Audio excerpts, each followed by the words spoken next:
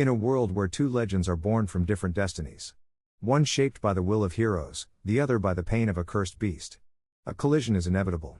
Izuku Midoriya, the symbol of hope, chosen to inherit one for all. Naruto Uzumaki, the child of prophecy, forged through hardship, wielding the full fury of the Nine Tails. When universes intertwine, and pride clashes with instinct, there is no room for hesitation. No allies. No mercy. Just raw power, unleashed. This is not just a battle, it's the beginning of a war between ideals. Welcome to part 1 of What If Deku Fought Naruto? If you enjoy the story, don't forget to like, comment, and subscribe for more epic crossovers. Chapter 1, The Rift Between Realities. The sun hung low over Musatafu's skyscrapers, casting long, golden shadows across the city's bustling streets. Izuku Midoriya, better known as Deku, stood on a building's rooftop, the wind ruffling his green hair. He'd just finished a patrol, a relatively quiet one, and now it was just the familiar internal monologue humming in his head. One for all. The ninth. All Might's heir. The voices in his head weren't literal, but echoes of doubt and expectation, from himself, from All Might, from the previous users of the quirk. Every day was a battle. Not just against villains, but against his own limitations, against the fear of not being enough, not being worthy of the immense power that now surged through his veins. He remembered the early days, a quirkless kid with a dream, one that had been shattered and rebuilt by a single encounter, a single phrase, "You can be a hero." That had been All Might, the symbol of peace, who had seen something in him no one else had. And now here he was, on top of the world, with a power that could shatter it if he wasn't careful. Full cowl, 30% no, 35%. He clenched his fist, the muscles beneath his hero suit tensing slightly. He could feel the energy bubbling under his skin, an almost electrical sensation. Control was everything. One wrong move, a slight imbalance, and he could end up hurting more than he helped. His Delaware smash could send shockwaves through a city block, and his Detroit smash was a hurricane in human form. But that was one for all. Pure, unadulterated raw power. And he had to learn to tame it, not just unleash it. He thought of his class, of Bakugo always pushing him forward with a mix of aggression and unexpected respect, of Uraka who was there for him no matter what, and of Ida whose sense of duty always reminded him of his responsibility. They were his friends, his rivals, and in many ways, his anchors. They didn't understand his burden, but they understood the fight. A sharp chirp from his communication device pulled him from his thoughts. It was Yaoyorozu. "Deku, there's an anomaly in District 4. Not a villain, but an energy signature. Very unusual. Can you check it out?" "On my way." Deku replied, and before Yaoyorozu could say more, he launched himself off the rooftop. He activated One for All, full cowl, the green lightning enveloping him as he landed lightly on the next building, and then the next, in an effortless balancing act that would have impressed even a veteran hero.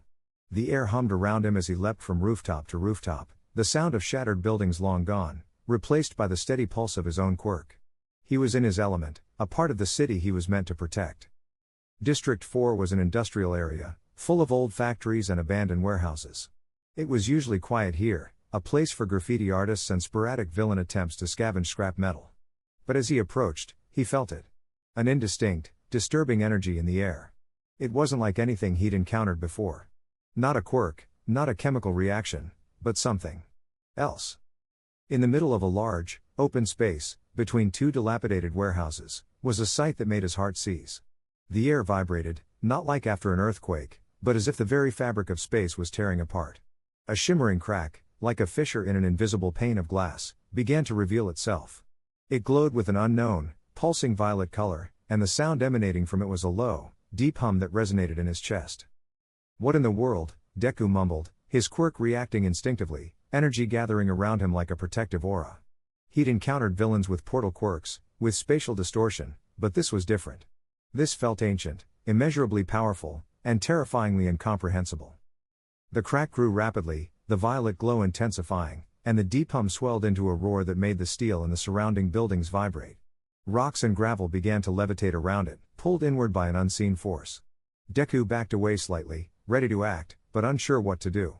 What do you fight when the enemy is reality itself? Suddenly, the crack shot a thin, violet beam at him. Deku reacted instantly, rolling clear, and the beam struck the ground where he'd stood, melting the asphalt and leaving behind a glowing crater. "It's attacking?" He breathed heavily. This wasn't just an anomaly, it was a threat. A threat he didn't understand. He braced himself. Delaware smash.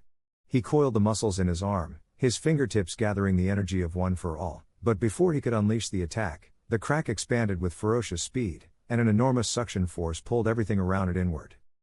Building debris, cars parked nearby, even large containers, were ripped from the ground and sucked into the violet vortex.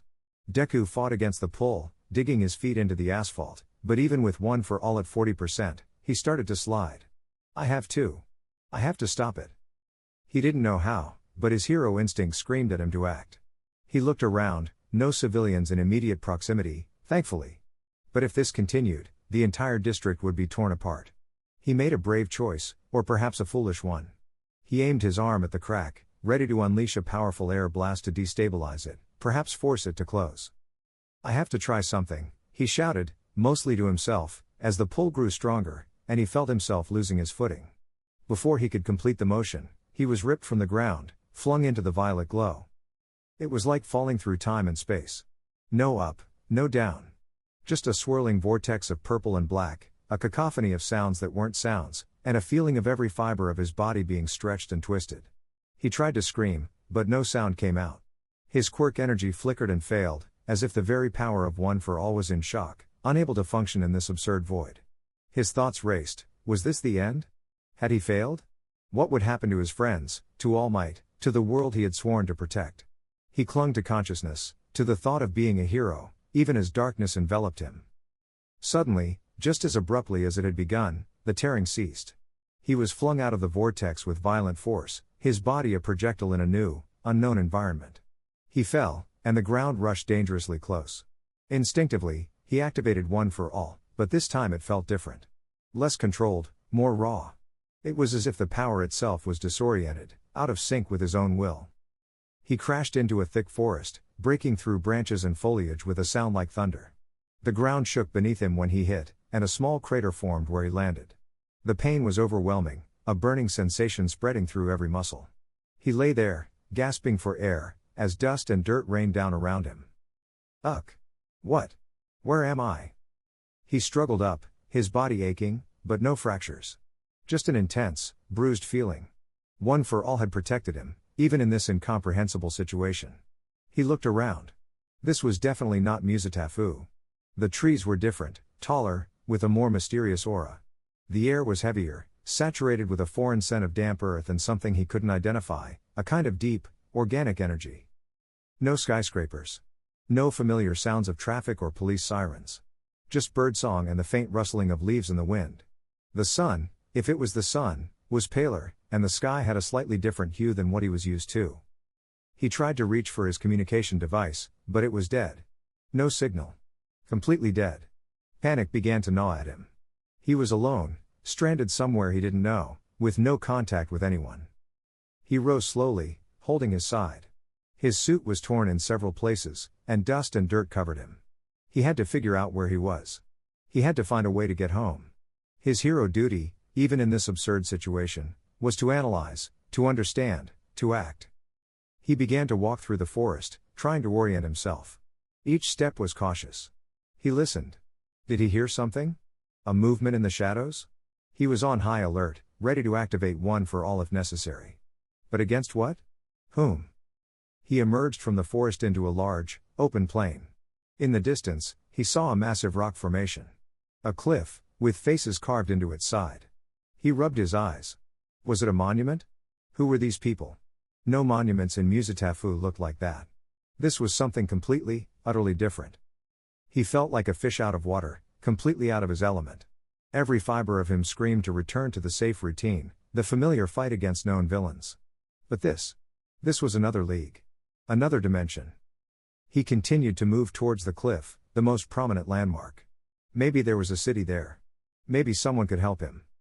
As he got closer, he could make out the outlines of a city, almost like a fortress, built around the base of the massive cliff.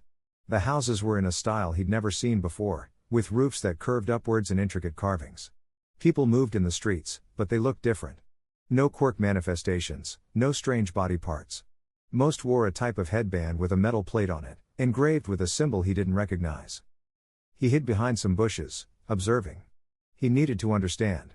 He needed to figure out if these people were friend or foe, if they had quirks, if they could help him. But most of all, he needed to not stand out. His hero suit was a clear sign he was a stranger. As he observed, a group of young people ran past, wearing similar clothes and headbands. They laughed and joked, and he heard words he didn't understand. Another language? This made it even harder. He had to be careful. Very careful. This was not his world. And in this world, he knew nothing. Naruto Uzumaki stretched, a wide yawn escaping him as he leapt from one rooftop to another, the sun warm on his face. The Konoha skyline, dominated by the majestic Hokage rock with its carved faces, was a sight he never tired of. Not anymore, anyway. There was a time when he'd just seen it as another wall, another reminder of what he couldn't quite grasp. Now, it was home. And one day, his face would be up there too. Believe it. He was on a routine patrol, nothing too exciting, mostly checking for any suspicious chakra signatures or rogue ninja trying to sneak into the village. Ever since the Fourth Great Ninja War, things had been calmer. Almost too calm for Naruto's liking sometimes. He missed the thrill of a real challenge, the kind that made his blood sing and forced him to push past his limits. But then he'd remember the pain, the loss, the sheer devastation, and he'd swallow that restless urge. Peace was hard-earned. It was worth protecting. He glanced down at the bustling streets, watching the villagers go about their day, the academy students with their hopeful eyes, the older shinobi with their quiet confidence. He'd come a long way from the mischievous outcast, the kid who pulled pranks just to get noticed. Now, he was Naruto Uzumaki, a hero of the village, a future Hokage. The respect, the warmth in people's eyes, it still felt a little surreal sometimes. "Hey, Naruto. Over here." He grinned, spotting Shikamaru and Sai lounging on a nearby roof. Shikamaru, ever the strategist, looked bored, while Sai offered his usual unsettlingly serene smile. "What's up, you guys? Anything interesting?" Naruto landed lightly beside them. Shikamaru sighed, rubbing the back of his neck. "Troublesome. Just the usual reports. Couple of Jinan chasing a runaway cat, old Mrs. Tanaka complaining about her leaky roof again. But actually," he paused, his gaze sharpening, "there was a flicker." Naruto's grin faded. "A flicker? What kind?" "Don't know," Sai chimed in, his tone flat. "Almost imperceptible. A spike of something. Not chakra. Not natural energy. Definitely not a tailed beast." Naruto's blue eyes narrowed. His connection to Kurama, the nine-tailed fox, was usually a perfect sensor for any unusual chakra. For him not to pick up on it, and for Sai's finely tuned senses to only catch a flicker, that was concerning. "Where?" Naruto asked, serious now. Shikamaru pointed towards the outskirts of the village, near the dense forest that led to the mountains. "About an hour ago. Northwest. Disappeared almost immediately. Could have been a misreading, or something else. Either way, it's weird." "Weird is my middle name, believe it," Naruto declared, a renewed spark in his eyes. This was the kind of mystery he could sink his teeth into. "I'll go check it out. You two keep an eye on things here." Without waiting for a reply, Naruto was off, moving with the practiced grace of a seasoned shinobi. He darted through the trees at speeds that would make lesser ninja dizzy, his senses alert, scanning for anything out of place. The forest was familiar, but today it felt different. Tenser. The air hummed with a subtle wrongness that made the hairs on his arms stand up. He moved silently, a shadow flitting between the leaves, until he reached the spot Shikamaru had indicated. It was a clearing, mostly, with a fresh, raw wound in the earth. A crater. "Whoa," Naruto breathed, skidding to a halt at the edge. This wasn't natural. Not a meteor strike, not an explosion from a jutsu he knew. The ground was scorched, and the trees around it looked as if they'd been violently pushed aside by an immense force. There was a strange smell in the air too, something metallic and ozone-like, mixed with a faint scent of something like pure, raw power. He knelt down, running a hand over the edge of the crater. The soil was still warm. Whatever had landed here, it had landed hard, and recently. And then his eyes caught something. A faint, glowing trail leading away from the crater, deep into the forest. It wasn't chakra, but it felt alive. Like residual energy. Naruto frowned. This was definitely not normal. This wasn't a standard shinobi mission anymore. He followed the trail, his movements now slower, more cautious. He drew a kunai, just in case. The trail led him deeper into the woods, towards the village itself. And then, he saw him.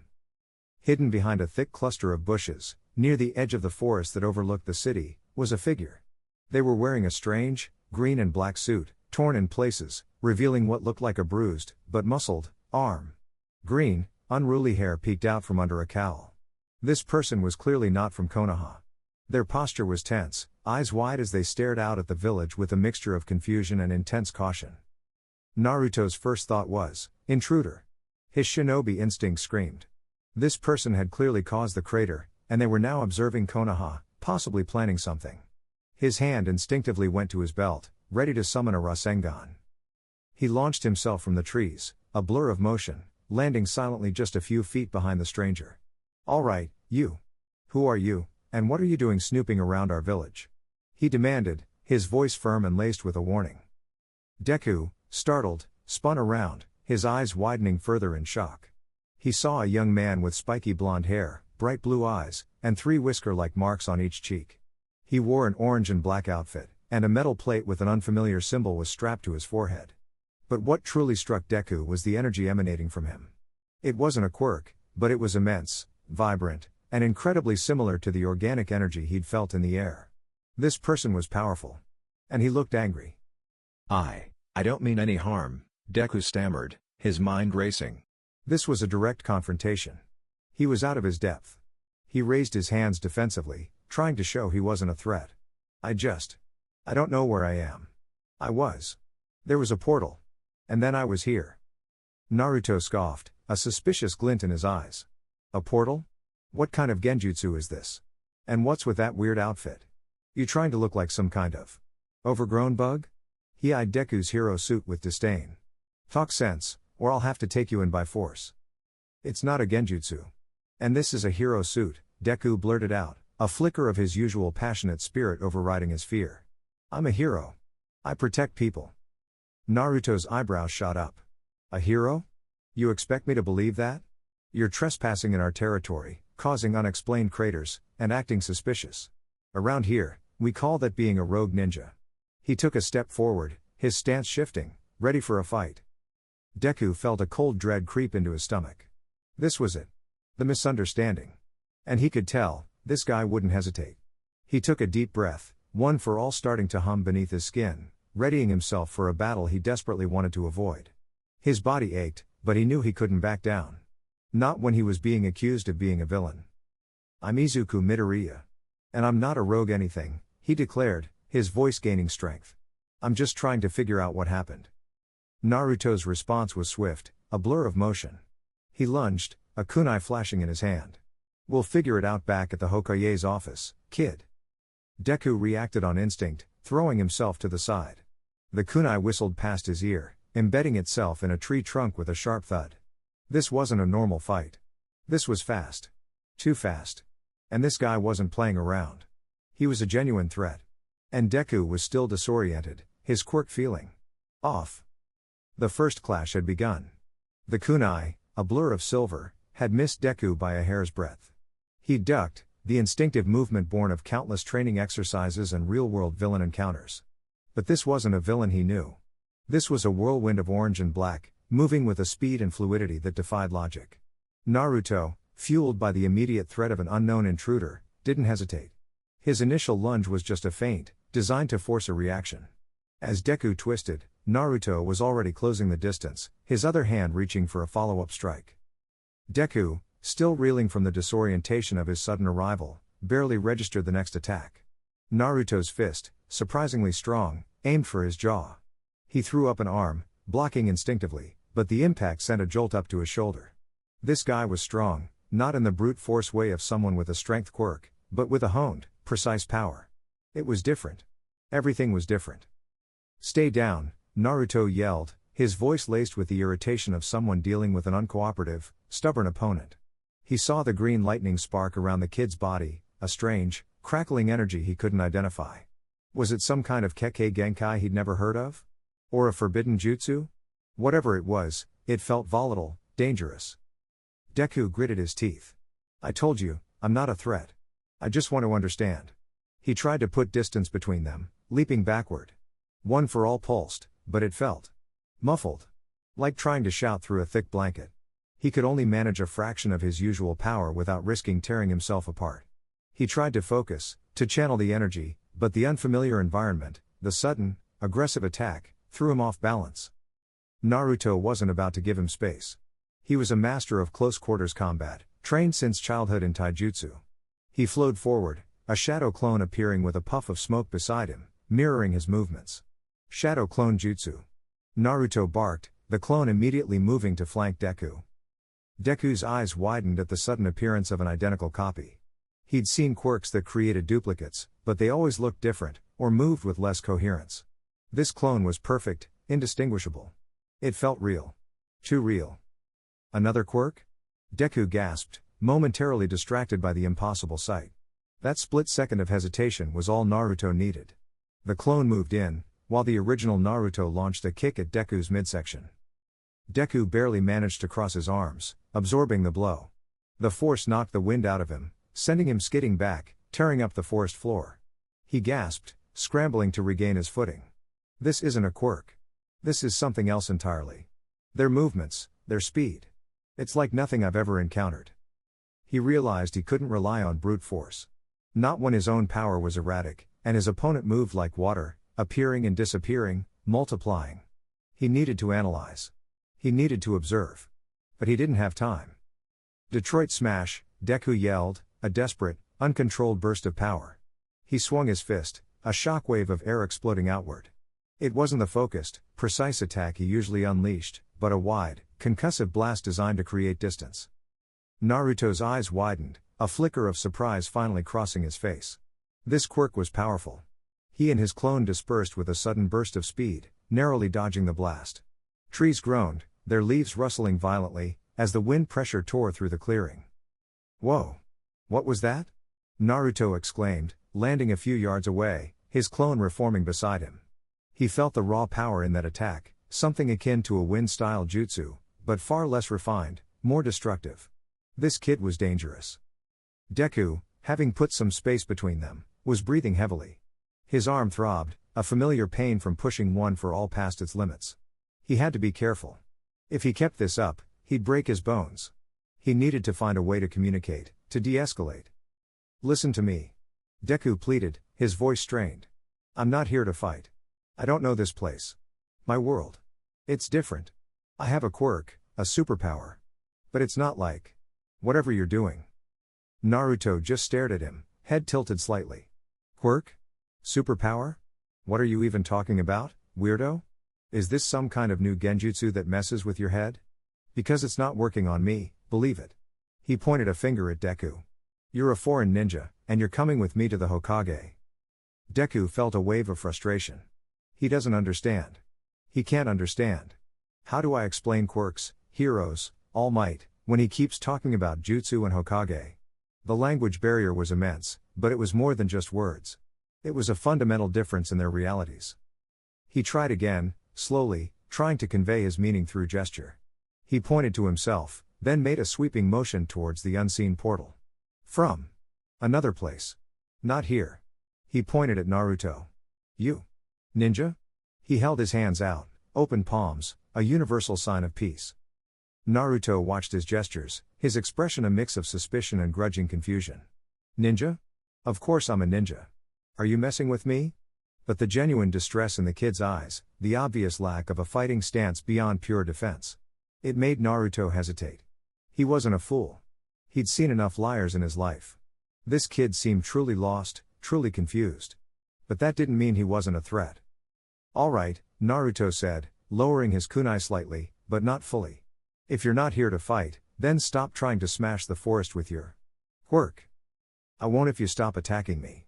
Deku shot back, relief washing over him at the slight de-escalation, but still wary. Suddenly, a loud, sharp snap echoed through the trees. Both Deku and Naruto stiffened, their attention immediately drawn to the source. It was a twig, broken underfoot. Not theirs. They exchanged a quick, wary glance. The brief, unspoken alliance against an unknown third party was immediate. Their personal conflict was put on hold. Stay ready, Naruto whispered, his voice low, his eyes scanning the dense undergrowth. His clone vanished, indicating he needed all his focus for this new threat. He recognized the sound. It was the careful, deliberate step of a seasoned shinobi.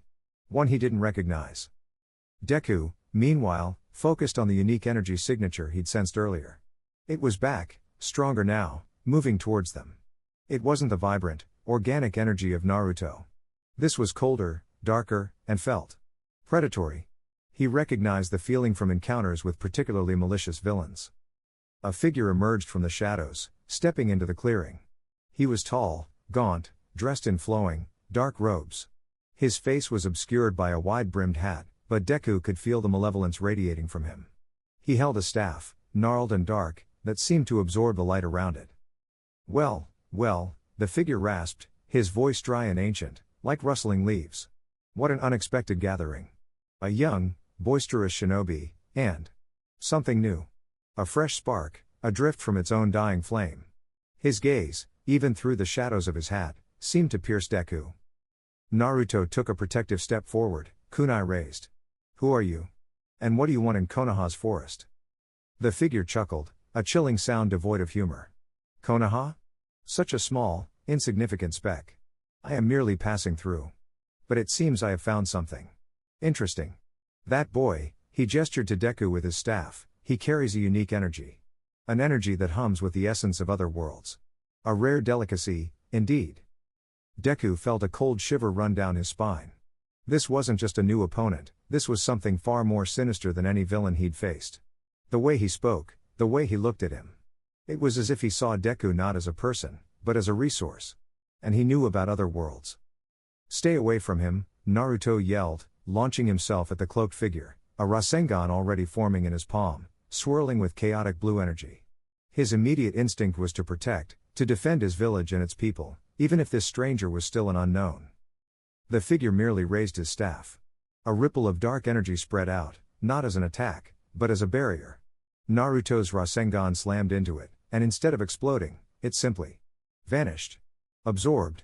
The dark staff seemed to drink the chakra like water. Naruto stumbled back, eyes wide in disbelief. His Rasengan, his signature move, gone? What the? My jutsu. It just disappeared. Deku watched, horrified. He'd never seen an attack like that. To nullify a powerful move so effortlessly.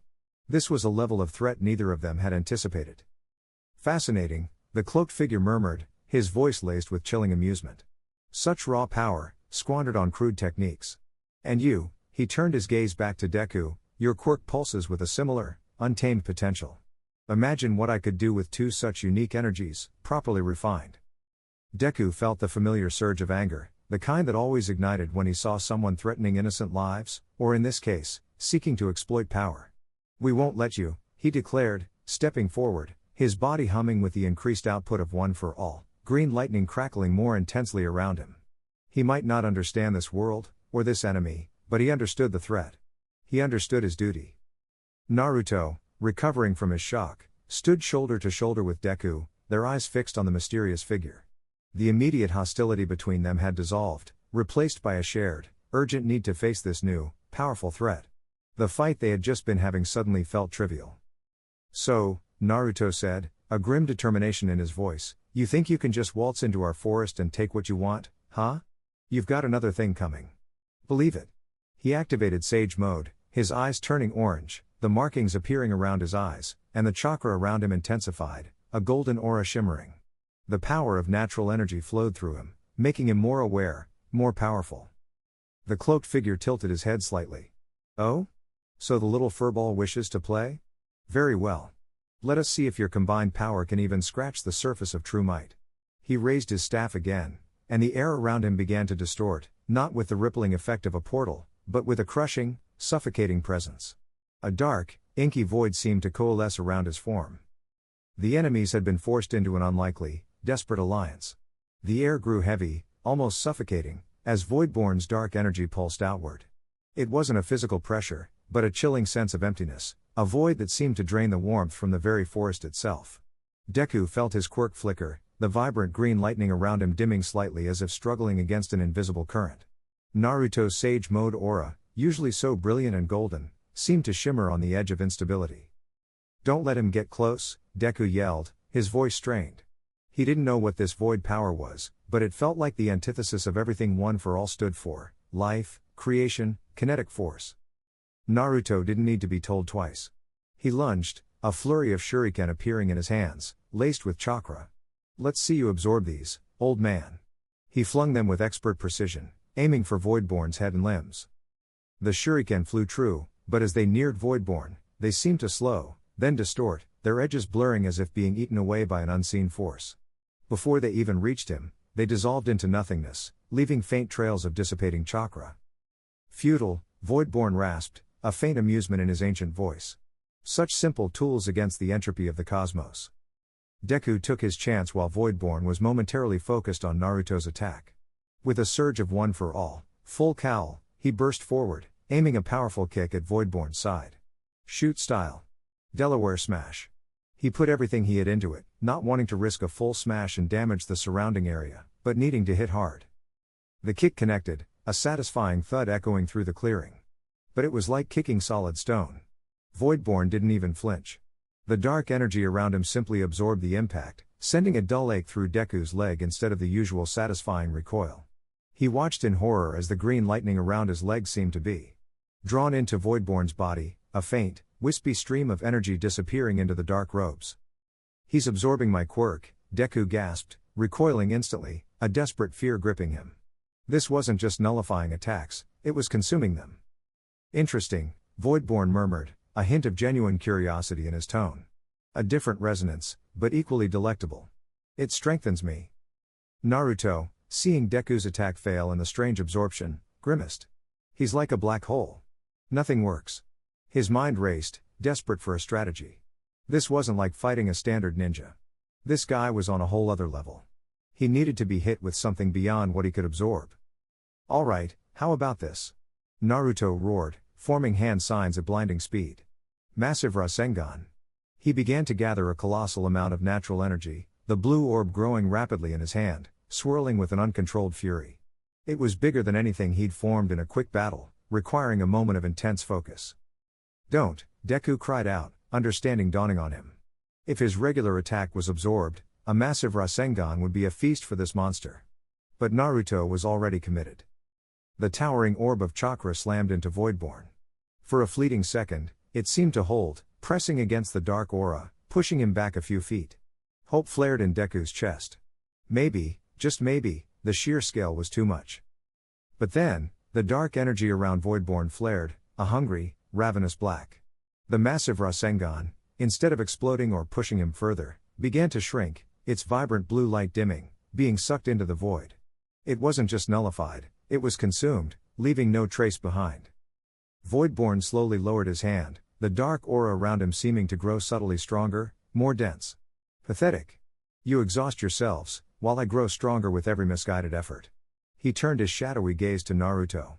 "Your chakra, as you call it, is merely another form of energy. And energy, in its rawest form, is always mine to command." Naruto stood there, chest heaving, his sage mode momentarily faltering from the sheer drain of his attack. He'd never felt so utterly useless. Every attack, every jutsu he tried, just vanished. It was like fighting a ghost, but a ghost that fed on his power. "He's too strong," Deku muttered, a rare note of despair in his voice. "His power. It just negates everything." He looked at Naruto, whose face was a mask of shock and grim determination. "We can't hit him head on. We need a plan. Something else." Naruto, though defeated in that exchange, wasn't broken. His eyes, though wide, hardened with resolve. "A plan, huh? Troublesome, but I'm all ears." He glanced at Deku, a silent question passing between them. "What can you do that he can't just swallow?" Deku's mind raced. One for All was about kinetic force, about smashing and breaking. But this enemy absorbed. He needed an attack that wasn't purely energy, something that had a physical component, or a surprise. He remembered Black Whip, the tendrils of dark energy that could spring from his body. It was a physical manifestation, not just raw power. Maybe that could work. "I have another way," Deku said, his voice barely a whisper, but firm. "It's physical. Less direct energy." Before they could strategize further, Voidborn moved. Not with speed, but with an eerie, gliding motion. He seemed to warp, appearing suddenly between them, raising his staff. Enough of this petty resistance. I will simply take what I desire. A dark tendril, made of pure void, shot from his staff towards Deku. It moved with horrifying speed, aiming to wrap around him, to drain him. Look out, Naruto roared, instinctively pushing Deku out of the way. The tendril brushed past Naruto's arm, and he cried out, not in pain, but in sheer shock. Where it touched, his sleeve, and a patch of skin beneath it, seemed to gray, as if the very life was being sucked out. He felt a chilling emptiness, a brief moment of absolute nothingness where his chakra should have been. Naruto! Deku screamed, seeing the brief, terrifying effect. This wasn't just a physical attack, it was a soul-sucking void. Naruto quickly slammed his palm against the affected area, pouring his remaining chakra into it to fight off the draining effect. The gray receded, but the cold lingered. This guy's bad news. He gritted out, eyes narrowed. He's not just a ninja, or whatever you are. He's different. Deku knew it. This was an existential threat. Not just to him, or to Naruto, but to everything. He had to be strategic. He had to use everything he had. He thought of Gran Torino, of All Might, of all the past users of One for All. Their faces, their lessons, flashed through his mind. Think. Analyze. Find a weakness. He looked at Naruto. Despite their earlier conflict, the blonde ninja had pushed him out of the way, risking himself. There was a shared understanding, a desperate camaraderie born of impossible circumstances. Can you create more of those copies? Deku asked, pointing to where the shadow clone had been. Diversions? Naruto understood immediately. Yeah. Plenty. But they're made of chakra, he'll just absorb them. No, not to fight him directly, Deku explained quickly, still pointing. Just to distract. To make him spread his power. Give me an opening. Naruto's eyes lit up. A diversion. That he could do. All right, got it. Listen up, old man. Here comes a real party. He formed the hand sign for Shadow Clone Jutsu, and with a puff of smoke, dozens of Narutos appeared, surrounding Voidborn. Multi-Shadow Clone Jutsu, they roared in unison, a chaotic swarm of orange and black. Voidborn seemed momentarily taken aback by the sheer number of identical figures. An interesting tactic. A legion of gnats. He raised his staff, dark energy radiating outward, prepared to consume them all. This was Deku's chance. While Voidborn was focused on the clones, his attention divided by the multitude of targets, Deku unleashed Black Whip. Dark, sinuous tendrils, crackling with green energy, burst from his arm, lashing out with surprising speed. They were physical, tangible, and less about raw energy blast. He aimed not for Voidborn directly, but for the staff, his only visible point of contact for his power. Smash, Deku roared, swinging the Black Whip with all the force he could muster, aiming to disarm Voidborn. The tendrils whipped through the air, bypassing the immediate void aura, and wrapped around the staff. For the first time, Voidborn reacted, his head snapping towards Deku, a flicker of surprise in his unseen eyes. The Black Whip held, briefly, but the darkness on the staff began to absorb it, the tendrils thinning and fading as if being erased. Still, a minor irritation, Voidborn scoffed, a faint hint of exertion in his voice. But enough of this child's play. With a surge of dark power, he ripped the Black Whip tendrils away, severing them from Deku's arm with a sound like tearing fabric. Deku cried out as the Black Whip snapped, a sharp pain shooting through his arm. But it had bought them a precious second. Naruto, seeing his chance, and realizing the clones wouldn't last, pointed towards Deku. Hey, weird suit guy. That way. We need to move. He gestured wildly towards the deeper forest. Deku nodded, understanding. Retreat. It wasn't in his hero nature, but against this enemy, it was their only option. He took a deep breath, focusing all his remaining energy. Full cowl. 45%. He pushed, higher than he usually dared, knowing he had to move faster than ever before. As Voidborn prepared another attack, Deku and Naruto vanished into the dense undergrowth, leaving the clearing behind them, and an enemy who now understood that these two gnats might prove more troublesome than he had initially believed. The first clash had ended in a desperate retreat, but it had forged an unspoken, fragile bond between the boy with the quirk and the boy with the chakra. The dark, inky void around Voidborn seemed to swell, a living shadow reaching out, suffocating the light and silence of the forest. Deku felt his breath catch, not from physical pressure, but from the sheer, soul-numbing emptiness that radiated from the entity. It was an anti-presence, something that shouldn't exist, that actively fought against existence itself. One for all, usually a beacon of vibrant energy, felt like a struggling candle in a hurricane. Naruto, now fully in Sage Mode, felt a similar, chilling sensation. The natural energy flowing into him from the earth felt wrong in Voidborn's presence, almost tainted. It was like trying to fill a bucket with water while a hole the size of the Grand Canyon was being torn into its bottom. Yet, the sage energy also gave him heightened senses, an intuition that screamed, "Run, but fight." "We need to move," Naruto yelled, his voice echoing with the deeper resonance of Sage Mode. He didn't wait for Deku's response. He knew the kid, the quirk user, understood the urgency. They were outmatched, at least head-on. Voidborn, however, was not about to let his prey escape. With another silent, eerie glide, he manifested directly in their path, his gnarled staff raised. The dark void around him condensed, and then, without warning, tendrils of pure nothingness lashed out, faster than the eye could follow.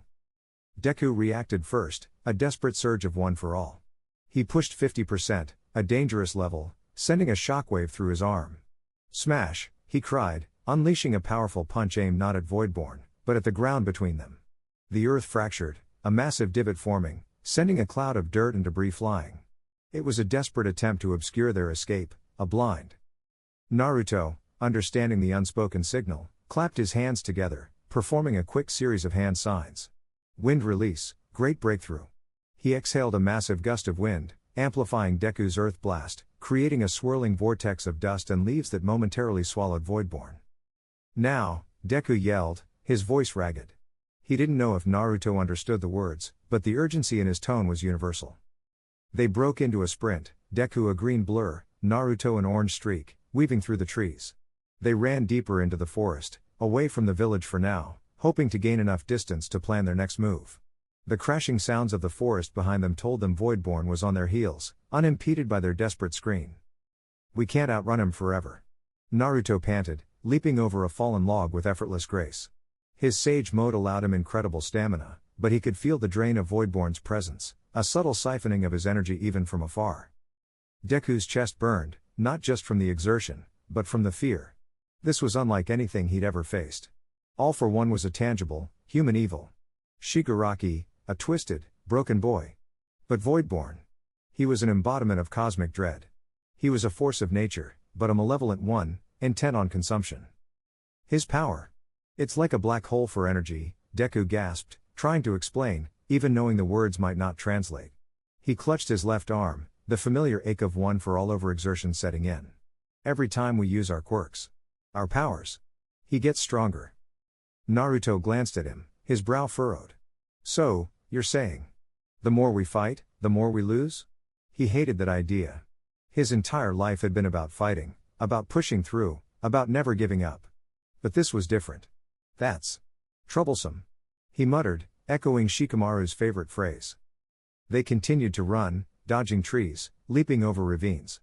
The sun was beginning to dip below the horizon, casting long, eerie shadows that made the forest feel even more oppressive. The pursuit felt relentless, a silent, dark presence always just behind them. "We need to lure him away from the village," Deku decided, looking back briefly. "If he gets into the city, no one would stand a chance." He thought of the terrified civilians, the heroes struggling against an enemy that absorbed their very quirks. It was a nightmare scenario.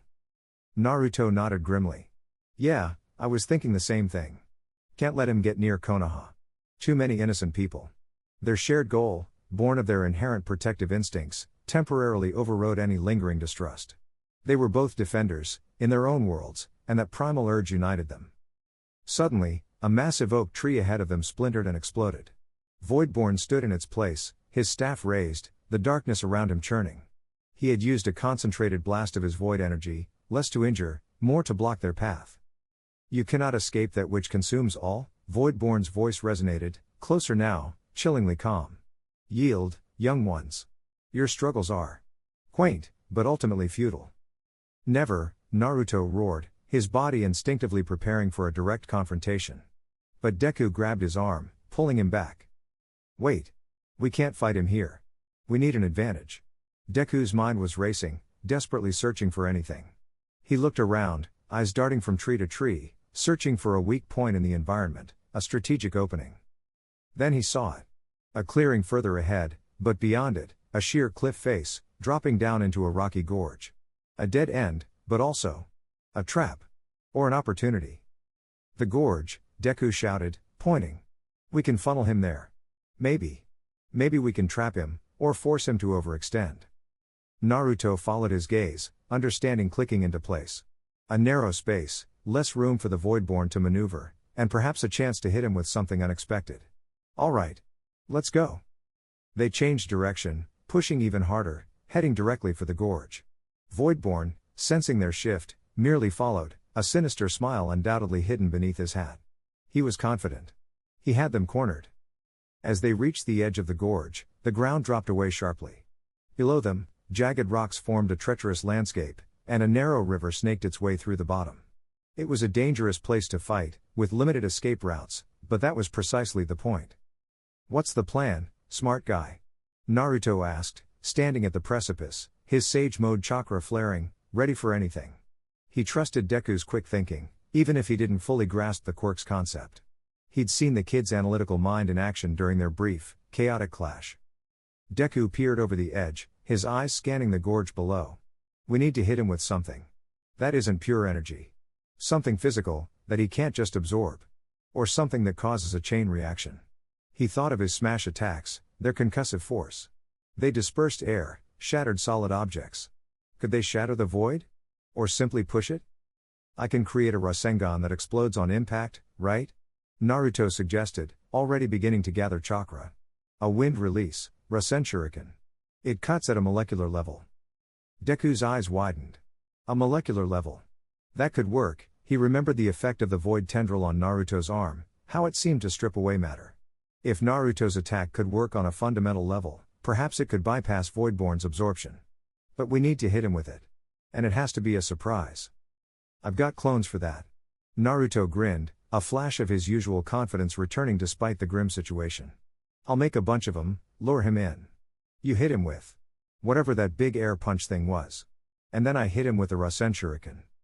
No, that won't work, Deku countered quickly, shaking his head. Your clones will just get absorbed.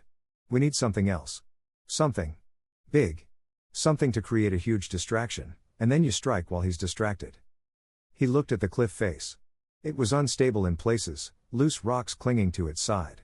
A dangerous idea sparked in his mind, reckless, but potentially effective. Can you make a really big wind blast? Like a giant one? Aim it at the cliff above him. Naruto blinked. A giant wind blast? Like a gale palm, but way bigger? He scratched his head. I could probably make a few massive ones with clones. But what for? To trigger a landslide.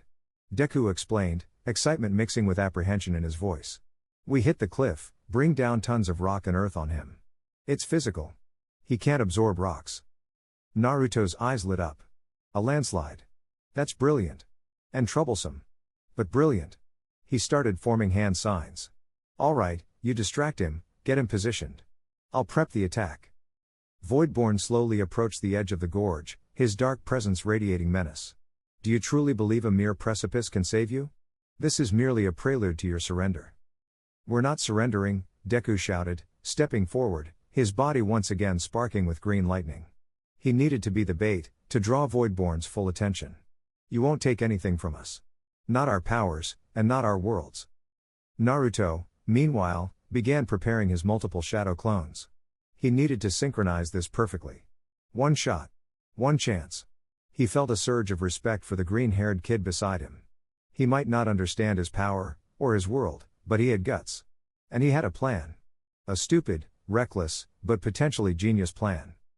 Alright, Void Guy, Naruto yelled, forming 3 shadow clones beside him, each beginning to gather wind chakra. Get ready for a real headache. The stage was set. The unlikely duo, a hero from a world of quirks and a ninja from a world of chakra, stood at the edge of a precipice, preparing to unleash a desperate, last-ditch effort against an enemy who seemed to defy all logic and power. The wind whipped around Deku and Naruto at the edge of the gorge, mirroring the tempest building within them. Voidborn stood a dozen yards away, poised, his dark presence a stark contrast to the fading light of dusk. He seemed utterly unconcerned, as if their frantic preparations were merely amusing antics before their inevitable surrender. Alright, Naruto muttered, clenching his fists. His 3 shadow clones, each a perfect replica, positioned themselves, gathering chakra for the massive wind blasts. The air around them began to distort, a sign of the powerful jutsu about to be unleashed. "Get ready, Deku." "On my signal." Deku nodded, his gaze fixed on Voidborn. He needed to draw his attention, make him focus solely on him, creating the perfect window for Naruto's attack. He pushed one for all to 55%, his entire body crackling with green lightning, the power threatening to tear him apart, but he ignored the pain. This was everything. "Hey, you!" "Voidborn," Deku roared, taking a step forward, his voice filled with a defiant fury. "You want our power? Come and get it." Voidborn's shadowy head tilted, his gaze, though unseen, seemed to bore into Deku. "A fool's bravado. You are merely prolonging the inevitable." He raised his staff, and tendrils of inky void energy began to snake from it, reaching for Deku like hungry shadows. "Now, Naruto!" Deku screamed, simultaneously launching himself towards Voidborn, not in a direct attack, but a feint, forcing Voidborn to commit to intercepting him. He pushed his speed, creating afterimages, trying to overwhelm Voidborn's sensory perception. "Massive Gale Palm Barrage," Naruto bellowed, and his three clones, in perfect synchronization, unleashed colossal blasts of wind. They weren't aimed at Voidborn directly, but at the unstable cliff face high above him, precisely where Deku had indicated. The combined force was immense. The air shrieked, a deafening roar as the concentrated wind slammed into the cliff. The impact resonated through the ground, a thunderous crack echoing across the gorge. Loose rocks, already precariously perched, began to tremble. Then, with a groan that tore through the very earth, the entire section of the cliff face above Voidborn began to crumble. "He's falling," Deku cried, pulling back instantly as he saw Voidborn look up, a rare flicker of surprise, almost irritation, on his obscured face.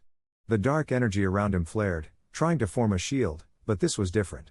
This was physical. Tons of rock, earth, and uprooted trees rained down, an avalanche of destruction. Voidborn was momentarily engulfed, swallowed by the collapsing cliff. The ground shook violently, sending tremors through the entire area. "Did it work?" Naruto yelled, running to the edge of the newly formed rubble pile, his clones dissipating, his sage mode chakra still swirling. He peered into the dust and debris. Deku, battered but alive, stood beside him, watching with bated breath. The sheer scale of the landslide was staggering. No one, not even All Might in his prime, could have walked away from that without a scratch. Silence descended, broken only by the settling dust and the distant rumble of falling stones. Hope, a fragile, desperate thing, began to bloom in their chests. Maybe, just maybe, they had done it. Then, slowly, from the heart of the rubble, a single, dark tendril of void energy snaked out. Then another. And another. The dust began to swirl, not settling, but drawn inward, towards a central point. "No way." Naruto breathed, his eyes wide with horror. Voidborn emerged from the wreckage, seemingly unharmed.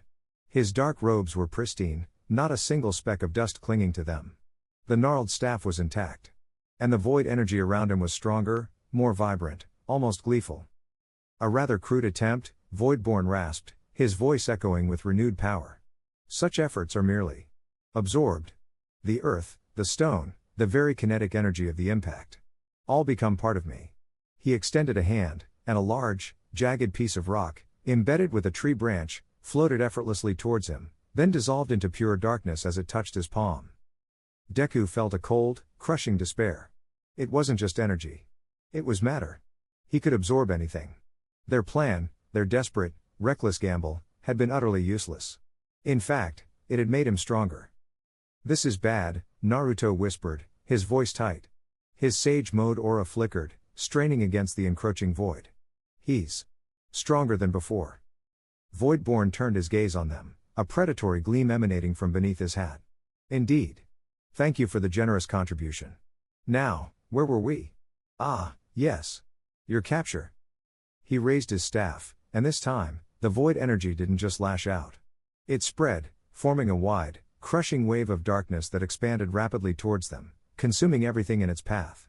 Trees withered and crumbled into dust as it passed, the ground turning black and lifeless. "Get back!" Deku screamed, pushing Naruto away with his good arm. He knew they couldn't fight this. They couldn't absorb it, couldn't deflect it. They could only run. Naruto didn't argue. He knew that feeling of impending doom. He grabbed Deku's arm, his instinct screaming for escape. "Follow me. Don't look back. They scrambled back from the edge of the gorge, retreating deeper into the forest, leaving the expanding wave of darkness behind them. The cold, suffocating presence of Voidborn was like a physical weight on their backs, pushing them, driving them. They ran until their lungs burned, until their muscles screamed in protest. Deku's one for all was sputtering, his body nearing its breaking point from the repeated overexertion. Naruto's Sage Mode was flickering, the connection to natural energy strained by the constant drain. They finally found a temporary refuge in a small, hidden cave, almost completely obscured by thick vines and dense foliage. They collapsed inside, gasping for breath, the sounds of the encroaching darkness fading slightly behind them. He's too powerful, Deku choked out, leaning against the cold rock wall, his body trembling. The green lightning around him had almost completely vanished. Naruto slammed his fist against the cave floor in frustration. Damn it. Every single thing we try, he just eats it. What are we supposed to do against something like that? He was angry, scared, and completely out of ideas. His usual optimistic resolve was being thoroughly tested. We need to understand him, Deku said, forcing himself to think, even through the haze of exhaustion and fear. His power. It's absolute absorption. But there has to be a limit. Or a weakness. Every quirk, every power, has a weakness. This isn't a quirk, whatever that is, Naruto retorted, still frustrated. This is something else. Something terrifying. He finally turned to Deku, his blue eyes intense. Alright, hero guy. You're from another world, right? With quirks and superpowers. Explain it to me. And I'll explain chakra and jutsus. We need to understand each other, because right now, we're the only ones who can fight this thing. Deku met his gaze. The suspicion from earlier was gone, replaced by a desperate, shared determination. He saw a kindred spirit in Naruto, another individual burdened by immense power and an unshakable desire to protect. My quirk is called One for All, Deku began, his voice hoarse but firm, the familiar analytical spark returning to his eyes even amidst their dire circumstances. It's a transferable power that stockpiles strength. It's passed down through generations. I'm the 9th user. It's pure physical enhancement, and it hurts if I use too much. He clenched his fist, showing the green lightning, now faint but still there. But it's also a power that can smash anything. Or at least, I thought it could.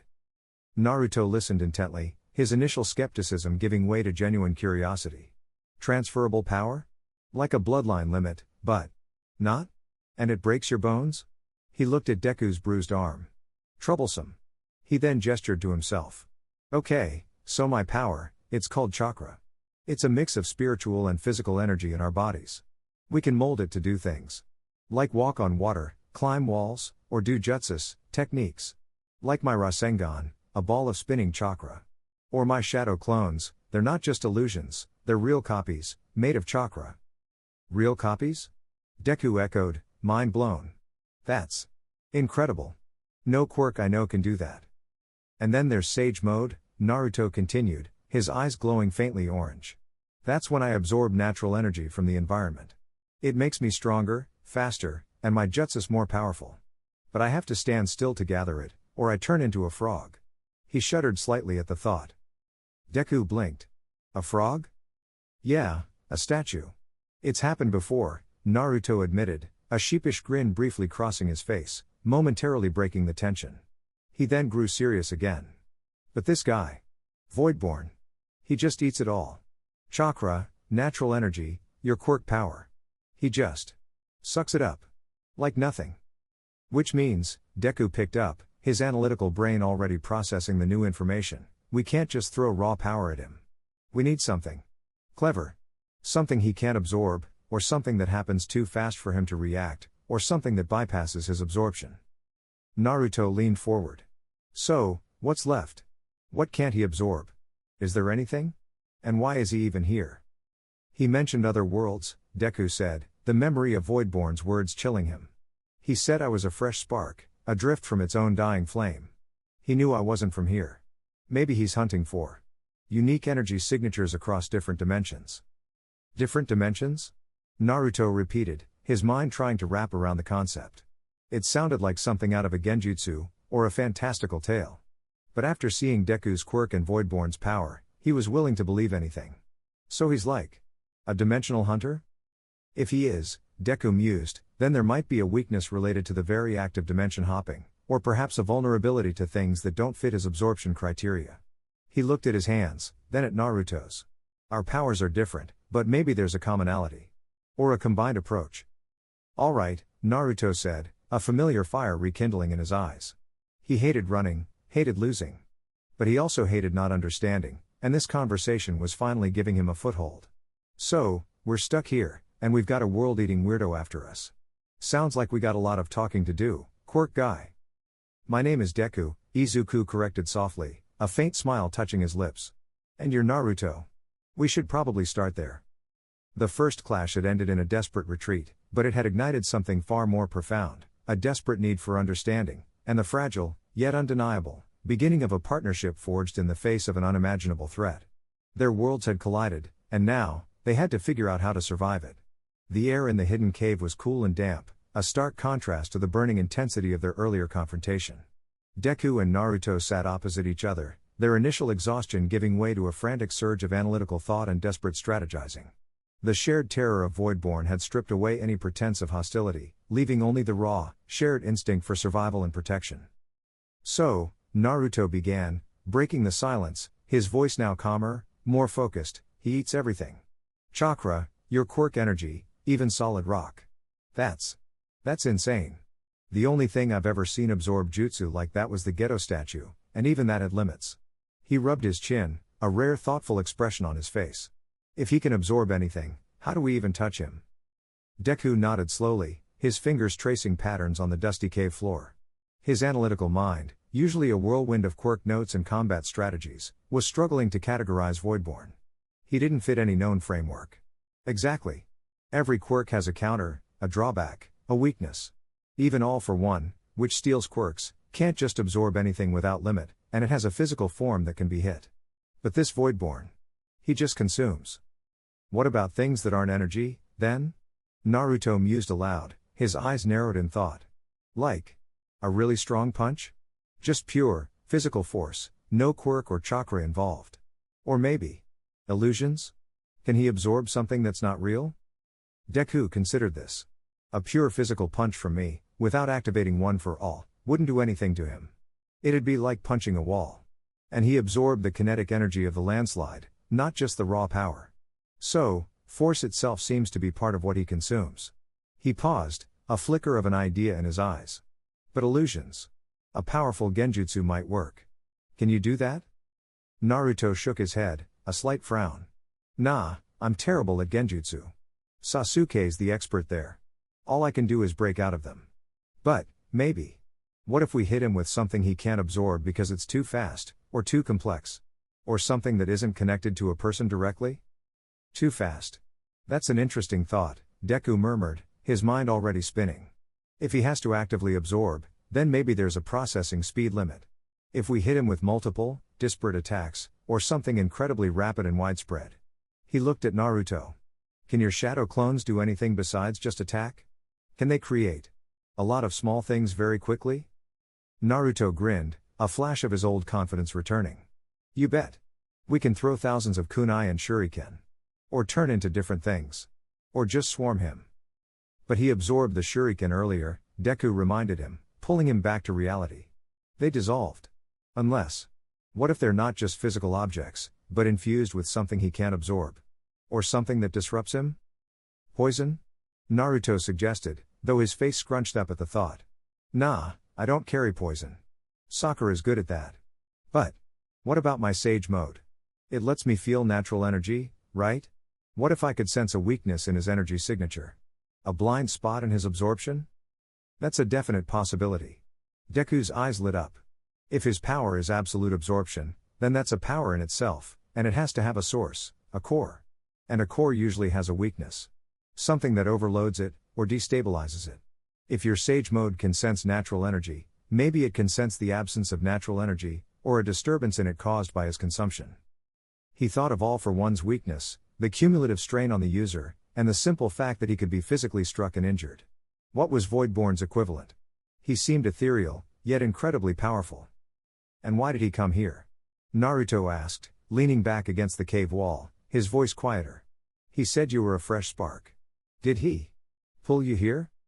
Deku's eyes widened, a horrifying realization dawning on him. The portal. The rift in Musatafu. He created it. He pulled me through. The thought was terrifying. If he could manipulate dimensions, then his power was even more profound than they had imagined. He said my world had a dying flame. Maybe he feeds on worlds that are collapsing, or he causes them to collapse and then harvests their energy. So he's a world eater? Naruto muttered, the implications chilling him. Konoha, his home, his friends. Were they next? The thought ignited a furious resolve within him. Then we can't let him get near the village. We have to stop him here. Or at least, divert him. But how do we divert something that can travel between dimensions? Deku countered, the enormity of the problem settling over him. If he can just go anywhere, then running is pointless in the long term. No, not pointless, Naruto said, his gaze hardening. It buys us time. Time to think, time to figure out a plan. And time to get back to the village, warn the Hokage. She'll know what to do. Hokage? Deku asked, confused. Is that like your world's symbol of peace? Like All Might? Naruto nodded, a proud, almost reverent look on his face. Yeah. She's the leader of our village, the strongest ninja. Lady Tsunade. She's super strong, and super smart. If anyone can figure this out, it's her. And she's got Shikamaru, he's a genius. We just need to get to them. Right, Deku agreed, a sliver of hope emerging. A leader, a strategist. Resources. This was better than fighting alone, completely lost. So the plan is to get to this Hokage, but how do we do that without him following us directly to the village? Diversion, like you said, Naruto replied, a faint smile touching his lips. And maybe we need to make him think we're trying to escape, but then lead him on a wild goose chase. Make him use his power, wear him down, while we get closer to Konoha from another direction. And while we do that, Deku added, we need to keep observing him. His movements, his reactions, if his void ever flickers, if there's a pattern to his absorption. Every detail could be a clue. He pulled out a small, water-damaged notebook from his hero suit, a reflex born of years of analysis. It was useless here, but the act itself was comforting. Naruto chuckled softly. Still taking notes, huh? You're a weird one, Deku. But the comment wasn't mocking. It was almost affectionate. He recognized the diligence, the relentless pursuit of knowledge, a trait he sometimes wished he had more of himself. And you're very direct, Naruto, Deku said, a small smile appearing on his face too. You just rush in. Works most of the time. Naruto grinned, then sobered. Not this time, though. This guy's different. We need to be smart about this. We need to work together. He held out a fist. Temporary alliance, quirk guy?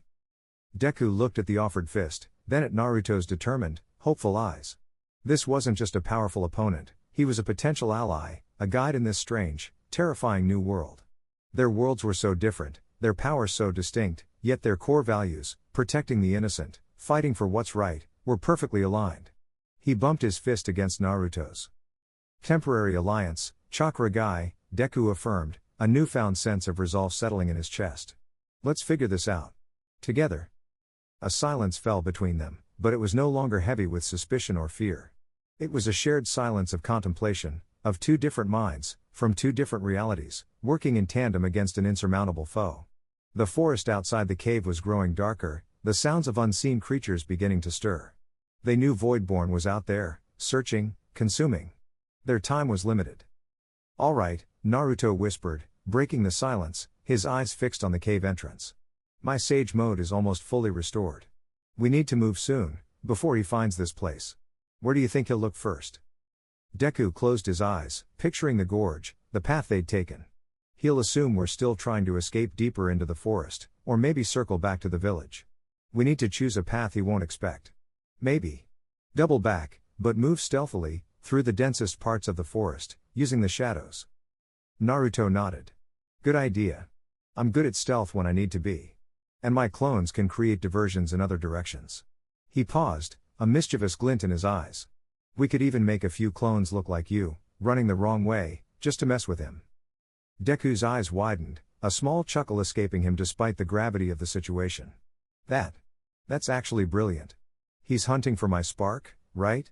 Give him multiple sparks to chase. Exactly, Naruto said, a wide, foxy grin spreading across his face. Okay, so the plan is, I create diversions. Well, you're stealthy too, right?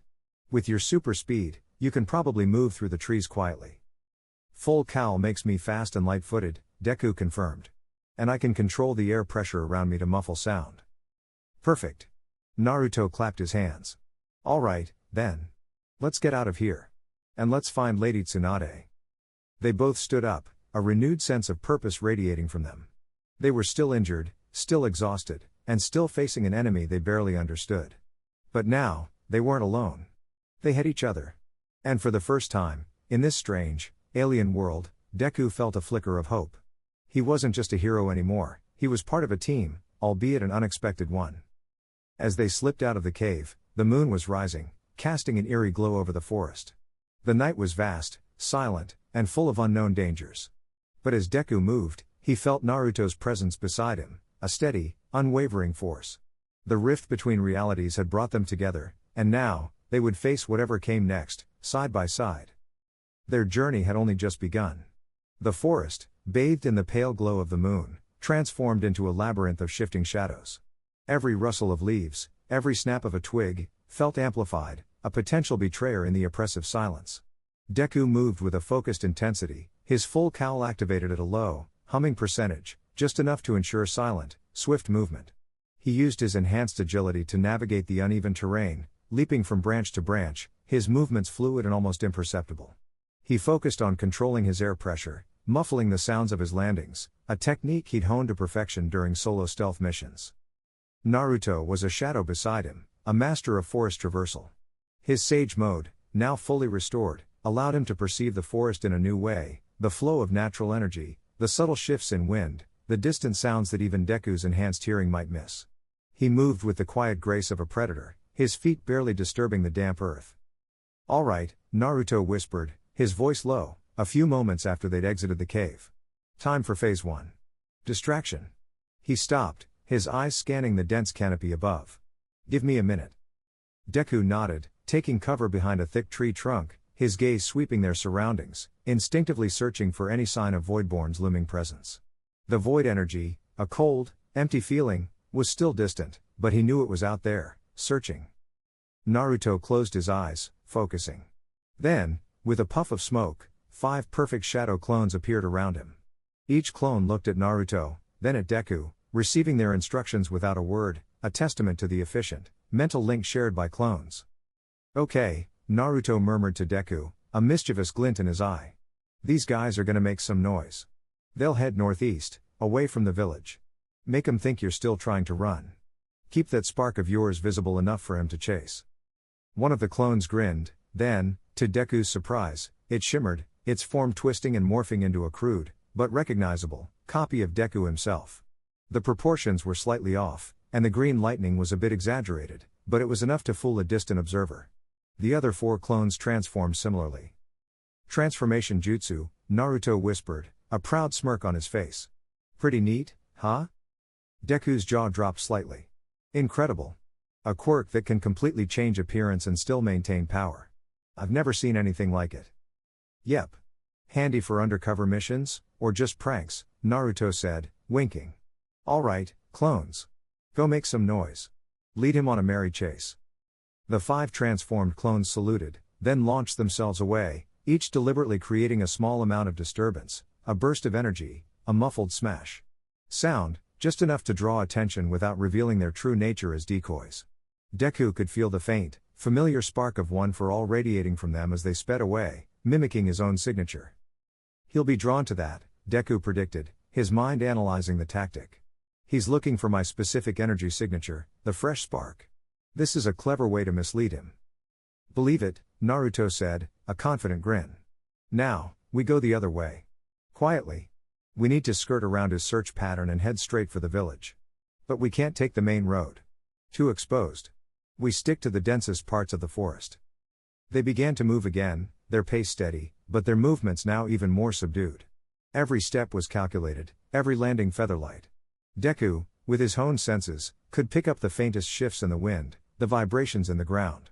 He was acutely aware of the encroaching darkness, the subtle pressure in the air that indicated Voidborn's presence, though it was still far off, drawn by the decoy clones. As they traversed the moonlit forest, they encountered the strange flora and fauna of this world. Bioluminescent mushrooms glowed softly on tree trunks, casting an ethereal light. Strange, multi-limbed insects hummed in the undergrowth.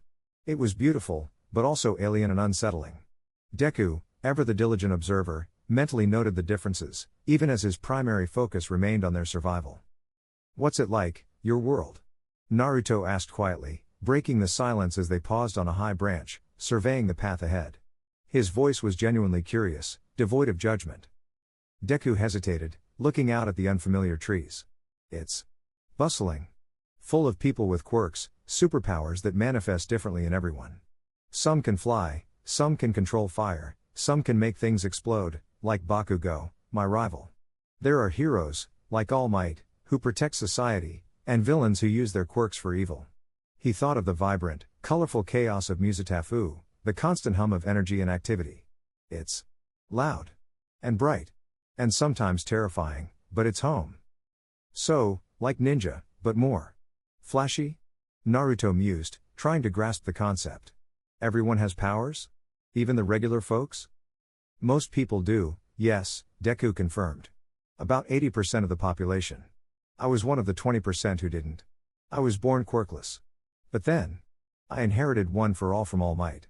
It's a symbol, a torch passed down." Naruto's eyes widened. "Inherited? Like, he gave you his power? That's crazy. So you were a nobody, and then you got super powerful? Like me, I guess," he chuckled. "Always the underdog, huh?" Deku smiled faintly. "Something like that. It's a huge responsibility. I still have to learn to control it fully. If I use too much, it breaks my bones." He flexed his still aching arm. "Sounds like a pain," Naruto empathized. "My sage mode does that sometimes. If I absorb too much natural energy, I turn to stone. Not fun." He looked at Deku with new understanding. "So, you get what it's like to have too much power, and not enough control, huh?" "More than you know," Deku admitted. "And the pressure. Everyone expects so much. To be the next symbol of peace." He felt a kinship with Naruto then, a shared burden of immense power and overwhelming expectations. "Yeah, I get that," Naruto nodded. "Being Hokage. It's a lot. Everyone in the village looks up to you. But that's why we fight, right? To protect them." He paused, then his eyes narrowed slightly. "So, what about villains? Are they like rogue ninja, but with quirks?" "Some are. But some want to destroy society itself," Deku explained, remembering the chilling nihilism of All for One, the desire to tear down the very fabric of hero society. People like All for One, who want to take all quirks for themselves and rule with absolute power. Or Shigaraki, who wants to destroy everything because he hates a world with heroes. Naruto frowned deeply. "Sounds like some pretty messed up people. We got those too, though. Akatsuki, for example. They wanted to capture all the tailed beasts, blow up the world, and create some kind of fake peace through fear." He shivered slightly. "Sounds a lot like this Voidborn guy, wanting to absorb everything." The conversation continued as they moved, a strange cultural exchange in the midst of a desperate escape. They learned about the basics of chakra, the different elemental affinities, the concept of ninja villages and the cage. Deku explained the hero rankings, the different types of quirks, and the Public Safety Commission. Slowly, painstakingly, two vastly different worlds began to converge in their shared understanding. "So, your village has a giant mountain with faces on it?" Deku asked, picturing the Hokage rock. "Like Mount Rushmore, but for heroes?" Naruto chuckled. "Yeah. It's the Hokage rock. All the past Hokage have their faces carved up there. Mine's gonna be there one day, believe it." He grinned, his usual boisterous confidence shining through despite their grim situation. Deku smiled back, a genuine smile that reached his eyes. "I believe it, Naruto." He felt a strange sense of comfort. Even in this unknown world, facing an incomprehensible enemy, he had found someone who understood the core of his being, the relentless drive to protect and to become stronger.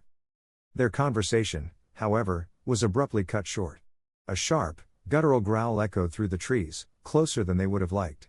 Not Voidborn, but something else. "What was that?" Deku whispered, his senses immediately on high alert. He could feel a presence, large and powerful, moving through the undergrowth. It was definitely alive, but not human. "Hold on," Naruto whispered back, his sage mode senses flaring. It's something big. And it's not happy. He recognized the chakra signature, primal and aggressive. A wild beast. A massive creature burst through the trees ahead of them, its eyes glowing red in the moonlight. It was a giant boar, easily twice the size of a regular one, with tusks as thick as tree trunks and a hide like hardened armor. Its chakra was raw, untamed, and it looked furious, its beady eyes fixed on them. A wild animal? Deku muttered, surprised. He'd expected more ninja, or perhaps voidborn. Not just any wild animal, Naruto corrected, his stance tensing. That's a mountain boar. They're usually docile, but sometimes they get agitated by strong chakra or weird energy. He glanced pointedly at Deku, then back at the boar. Probably your arrival, or maybe voidborn's presence, riled it up. The mountain boar snorted, pawing at the ground, its immense weight shaking the earth. Then, with a furious squeal, it charged, a living battering ram of muscle and bone. All right, Deku, Naruto yelled, taking a step forward. Let's show this overgrown pig what happens when it messes with Konoha's future Hokage and the symbol of peace from another dimension. Deku grinned grimly. Right. This was a tangible threat, something they could hit, something that wasn't an unkillable void monster. It was a chance to work together, to test their synchronized movements against a physical foe. I'll distract it, Deku shouted, activating full cowl to 30%, just enough to move quickly without causing excessive damage to himself or the environment. He darted left, drawing the boar's charge. Naruto, meanwhile, began forming a Rasengan, the blue orb of swirling chakra materializing in his palm. Right back at ya, Porky. The mountain boar, surprisingly agile for its size, pivoted, its tusks aimed directly at Deku. Deku dodged, weaving under its charge, then spun, delivering a precise one for all, full cowl, St. Louis smash to its flank. It wasn't a full power attack, but a focused, concussive blow designed to stun. The boar grunted, thrown off balance, but its thick hide absorbed most of the impact. It merely shook its head, snarling, and turned its attention back to Deku, charging again. He's tough, Deku yelled, leaping onto a nearby tree to avoid a devastating tusk swipe. Then we hit him harder. Naruto replied, finishing his Rasengan. He launched himself from the ground, aiming for the boar's head. Rasengan. The swirling blue orb connected, but the boar, sensing the concentrated energy, instinctively turned its head, and the Rasengan slammed into one of its thick tusks instead of its skull. The tusk cracked, splintering with a loud crack, but it didn't shatter. The boar bellowed in pain and rage, its eyes burning even brighter red. Man, this thing's tough, Naruto exclaimed, skidding back. His Rasengan was usually devastating. It absorbed some of the kinetic force from my smash. Deku realized, seeing the faint green energy dissipate into the boar's skin. Not like Voidborn, but it's absorbing some of the impact. The boar was now completely enraged. It lowered its head, preparing for a full power charge, its broken tusks still formidable. All right, new plan, Naruto yelled. You hit it from one side, I hit it from the other. Try to pin it down. Got it. Deku responded. He activated Black Whip, the dark tendrils snaking from his arm. He aimed them at the boar's legs, trying to entangle them, to restrict its movement. The Black Whip lashed out, wrapping around the boar's massive legs. The beast roared, bucking and struggling, but the tendrils held firm, digging into its armored hide. Now, Naruto. Deku strained, holding the struggling beast in place. Naruto, seeing his opening, charged forward, forming another Rasengan. This time, he infused it with more Sage Mode energy, making the blue orb shimmer with a more intense, golden hue. He aimed for the boar's shoulder, a softer spot where the bone connected, hoping to deliver a crippling blow. Sage Art, Rasengan, Naruto roared, slamming the empowered orb into the boar's shoulder. This time, the effect was devastating. The boar bellowed, a sound of agony and defeat, as the Rasengan ripped through muscle and bone, sending it crashing to the ground with a mighty thud. It lay there, twitching, before falling still, a faint wisp of its wild chakra dissipating into the air. Deku released Black Whip, panting. We did it. Naruto walked over to the fallen beast, inspecting it. Yeah, but that was tougher than it should have been. This place is weird. He looked at the injured boar with a tinge of sadness. Poor guy. Just got riled up. They exchanged a glance. It was a minor victory, but a significant one. They had worked together, seamlessly, two different fighting styles complementing each other, overcoming a shared challenge. The temporary alliance was already proving effective. As the moonlight filtered through the canopy, highlighting the dust motes dancing in the air, Deku and Naruto stood side by side, their silhouettes defined against the dim forest. The shared fight, the shared danger, had solidified their nascent bond. They were no longer just two individuals from different dimensions, they were comrades, bound by a common enemy and a shared path. Their journey to Konoha, and to understanding Voidborn, had truly begun. The moonlight, filtered through the thick canopy, cast an ethereal glow on the aftermath of their skirmish with the mountain boar. Deku, still slightly out of breath, watched as Naruto crouched beside the fallen beast, a somber expression on his face. There was no joy in the kill, only a quiet understanding of necessity. This was a side of combat Deku rarely saw in the structured world of heroes and villains, the raw, primal reality of survival. "Are you okay, Deku?" Naruto asked, standing up and turning to him. His sage mode aura had faded, but the intensity in his eyes remained. "Yeah, just a little winded," Deku replied, flexing his arm. The black whip had held strong, but the strain of holding such a powerful beast had taxed his still recovering muscles. "That was tougher than I expected." Naruto nodded. "Wild animals in these parts can be pretty strong, especially if their chakra gets riled up. Good job with that. Black whip, was it? Pretty neat trick. You pinned it down perfectly." Deku felt a warmth spread through him at the genuine praise. "And your Rasengan? That's a devastating attack. The way it tore through its hide. Impressive. And your sage mode, the way you sense things and get stronger. It's a truly versatile power." "Versatile, but still couldn't touch that Voidborn guy," Naruto grumbled, the grim reality settling back in. "We need to keep moving. He's probably still chasing those clones." They resumed their journey, their movements now even more attuned to each other. The forest, though still alien, began to feel less hostile, more like a challenging obstacle course they had to conquer together. Their earlier conversation about their worlds had opened a new avenue of trust, a shared foundation of understanding. "So, these villains in your world," Naruto began, breaking the silence as they navigated a particularly dense thicket. "Are they all bad? Like, no chance of turning them good?" He thought of Sasuke, of Gaara, of Nagato, people who had walked dark paths but found redemption. Deku considered this, memories of Stain, Gentle Criminal, and even the League of Villains flashing through his mind. It's complicated. Some are just misguided, or desperate, or products of a broken system. Like Stain, who believed heroes were corrupt. Or Gentle Criminal, who just wanted to be seen. But others are truly evil. All for One, for example. He embodies pure malice. He enjoys causing suffering and chaos. He shivered slightly.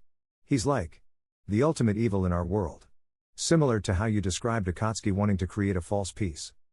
"Yeah, there's always someone who thinks they know best, usually by screwing everyone else over," Naruto said, a familiar frustration in his voice. "We've had our share of those. But sometimes even the worst of them can change. Like Nagato, who led the Akatsuki for a while. He found peace in the end, thanks to talking it out." "Talking it out?" Deku asked, surprised. "You convinced a villain to change his ways just by talking?" The idea seemed almost foreign in a world where heroes often had to resort to punching villains into submission. Naruto grinned, a flash of his disarming charm. "Well, it wasn't just talking. There was a lot of fighting first, believe it. But yeah, sometimes people just need someone to listen, someone to understand their pain. Even if they've done terrible things.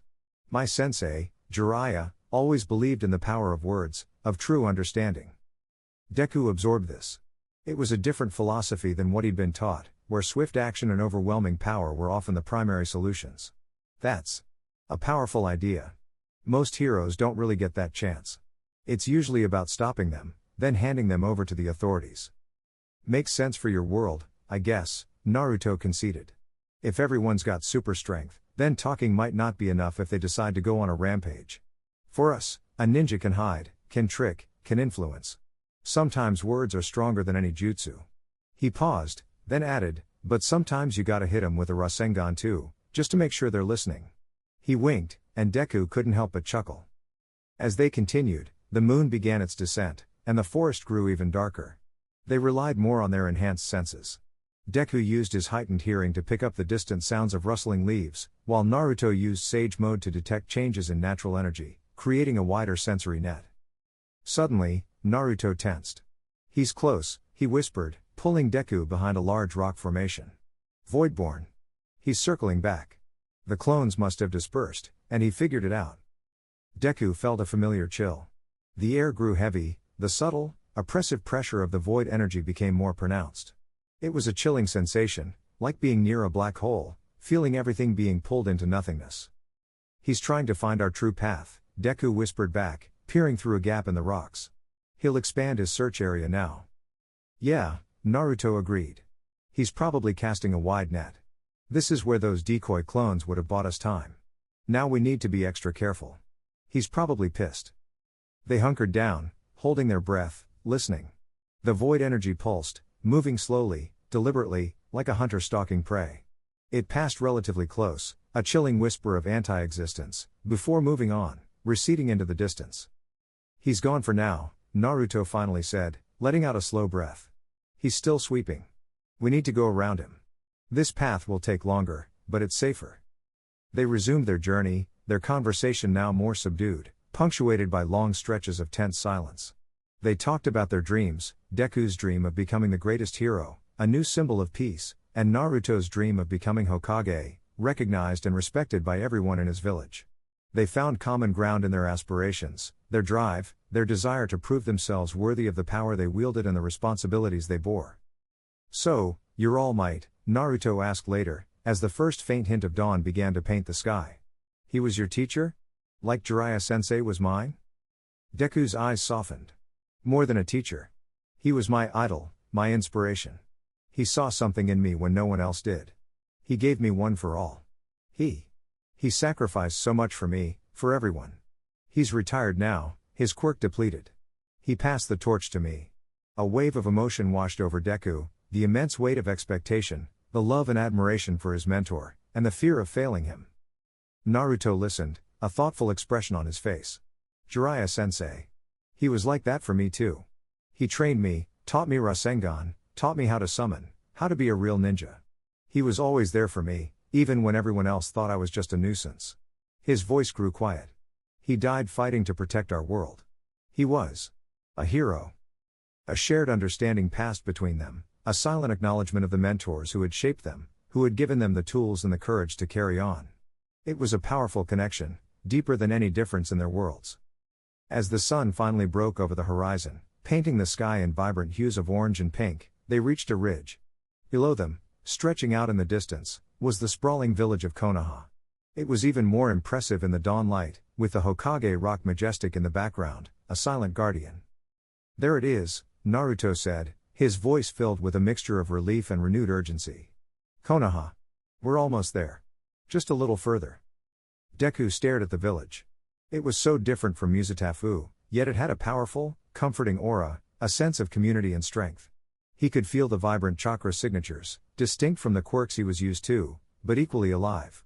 He thought of his own home, of his friends, and a fresh wave of determination surged through him. He had to get home. But first, they had to deal with Voidborn. We need to get in there without being seen by anyone who might cause trouble, Deku said, remembering their earlier confrontation with Naruto. And without leading Voidborn directly to the village. Right, Naruto agreed, his gaze sweeping the perimeter. The main gates will have guards. We need to find a less obvious way in. And then, straight to the Hokage's office. She'll be able to tell if that guy's still following us with her sensory abilities. They started their descent, moving quickly but cautiously, weaving through the outer edges of the forest, avoiding any paths that might be regularly patrolled. The scent of cooking food and the distant murmur of activity began to reach them, a symphony of civilian life that intensified their resolve. What do you think the Hokage will say when you tell her about me? Deku asked, a flicker of apprehension. He was still a stranger, a potential threat in this world. Naruto chuckled. She's gonna be mad, probably. At me, for bringing a weirdo into the village without permission. But she'll listen. She always does, eventually. Especially if it's about a threat to Konoha. He gave Deku a reassuring pat on the shoulder. Don't worry, Deku. She might be tough, but she's got a good heart. And she's smarter than she looks. They moved closer, skirting the village walls, looking for an opening, a less guarded section. Deku could see the intricate details of the buildings now, the stylized architecture, the banners with the leaf symbol. It was a place teeming with life and history. Suddenly, Naruto stopped dead, his sage mode senses flaring. Wait. Someone's coming. He pulled Deku behind a large bush. And they're fast. Deku peered through the leaves. 3 figures were approaching rapidly, their movements fluid and practiced, unmistakably shinobi. They wore standard Konoha flak jackets, and their headbands gleamed in the rising sun.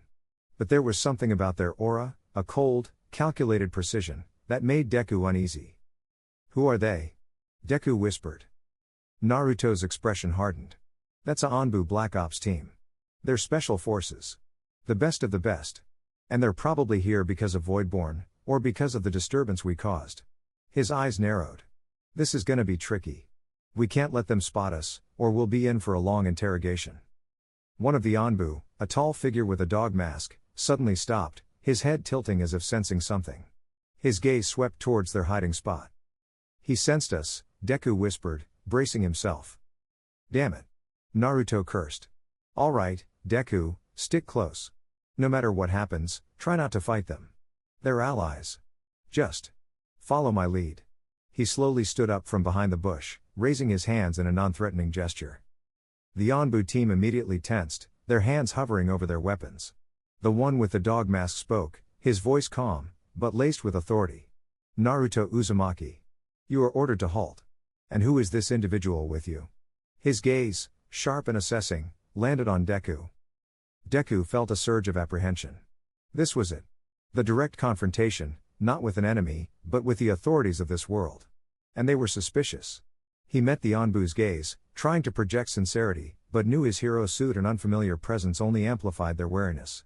This was going to be a very long day. The first chapter, The Rift Between Realities, was reaching its true climax, not in a battle, but in a confrontation with a skeptical, powerful authority, a hurdle that would define their future in this strange new world. The silence that followed the Anbu leader's question stretched, thick with tension.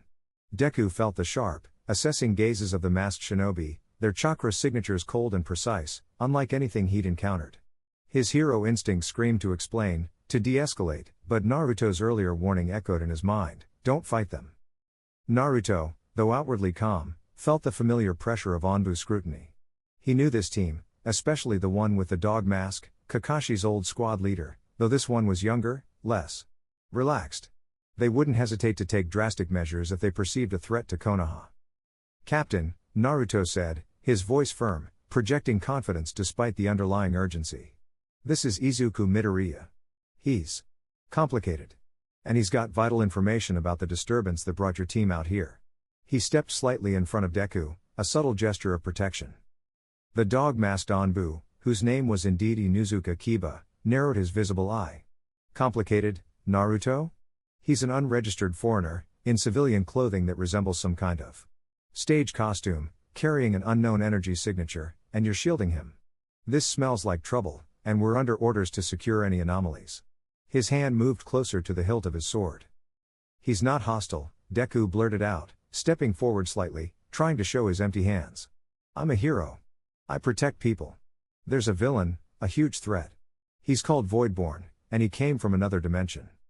The Anbu team exchanged glances. The word dimension hung heavy in the air, a concept usually reserved for high-level jutsus or extreme theories. Kiba's skepticism was palpable. Another dimension? Naruto, is this some elaborate prank? Because if it is, the Hokage will not be pleased. It's not a prank, Kiba-sensei. Naruto retorted, his frustration bubbling up. He knew Kiba from the academy, a stern but fair instructor. This guy, Voidborn, he's the real deal. He absorbs everything. Chakra, jutsu, even physical attacks. He pulled Deku here from his world, and he's after us, trying to absorb our powers. Kiba's gaze shifted to Deku, studying the faint green lightning that still occasionally pulsed around his form. It was indeed a strange energy, unlike anything he'd ever felt. But another dimension and absorbing everything sounded like a genjutsu gone wrong, or a delusion. Naruto, stand down, Kiba commanded, his voice growing sharper. We will take him to the interrogation unit. If his story checks out, then we'll proceed. But until then, he's a potential threat. The other two Anbu moved to flank Deku. Deku tensed. Interrogation? He knew what that meant from hero agencies, intense questioning, possibly restraints, and a deep dive into his background. He couldn't risk revealing too much about One for All or his world to just anyone, especially if they didn't believe him. He needed to speak to someone in charge, someone who could understand the gravity of the situation. No, wait. Deku pleaded.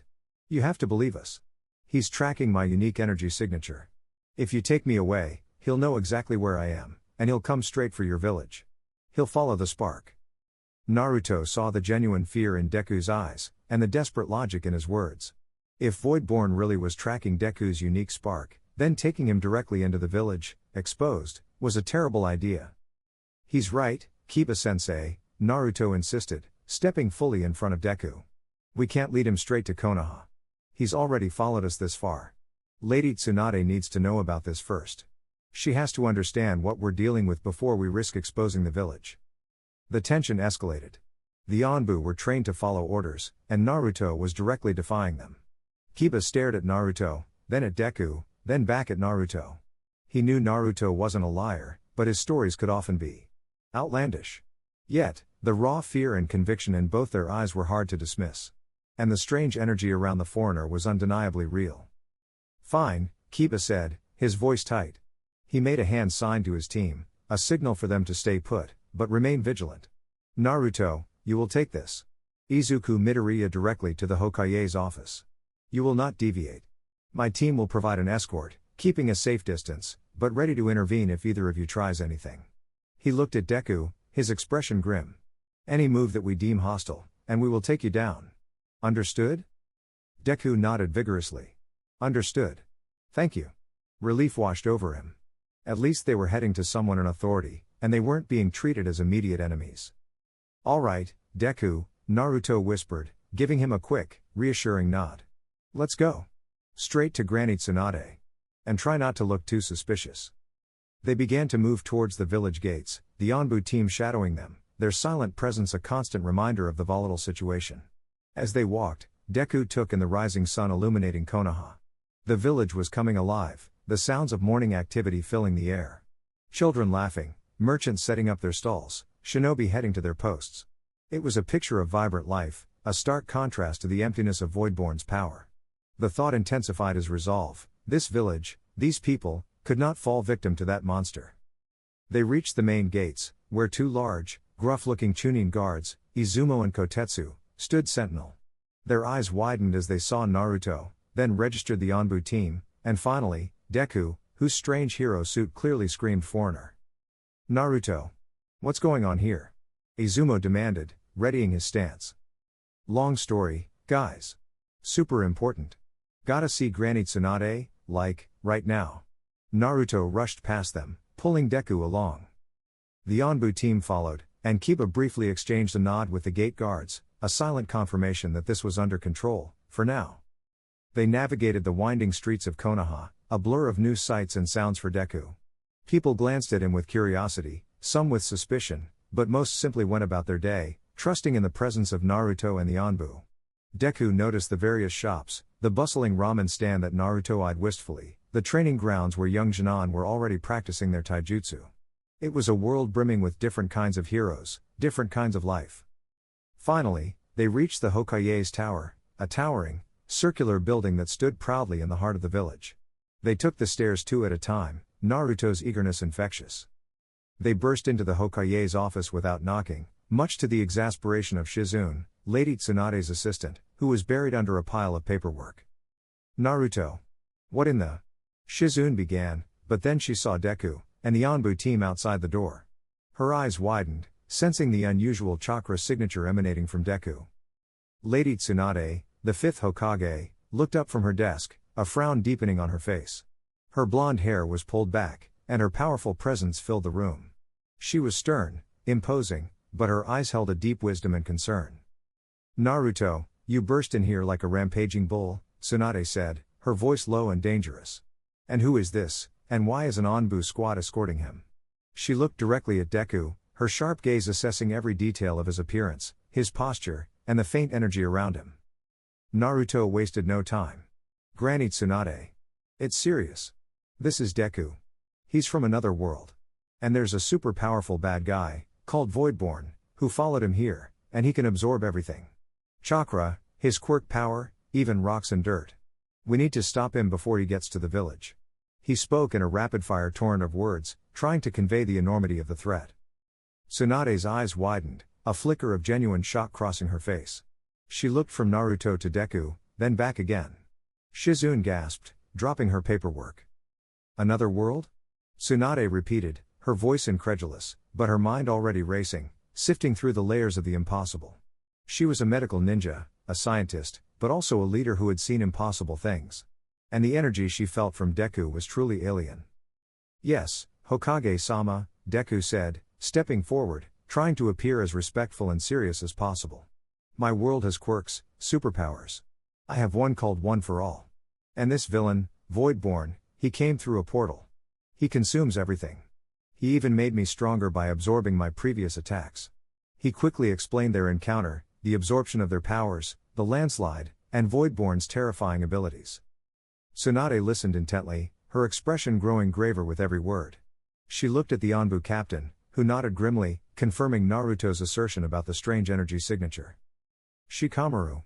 Tsunade barked, her voice snapping with authority. Get in here. And summon Ino and Sai. We need their sensory abilities and their strategic minds, immediately.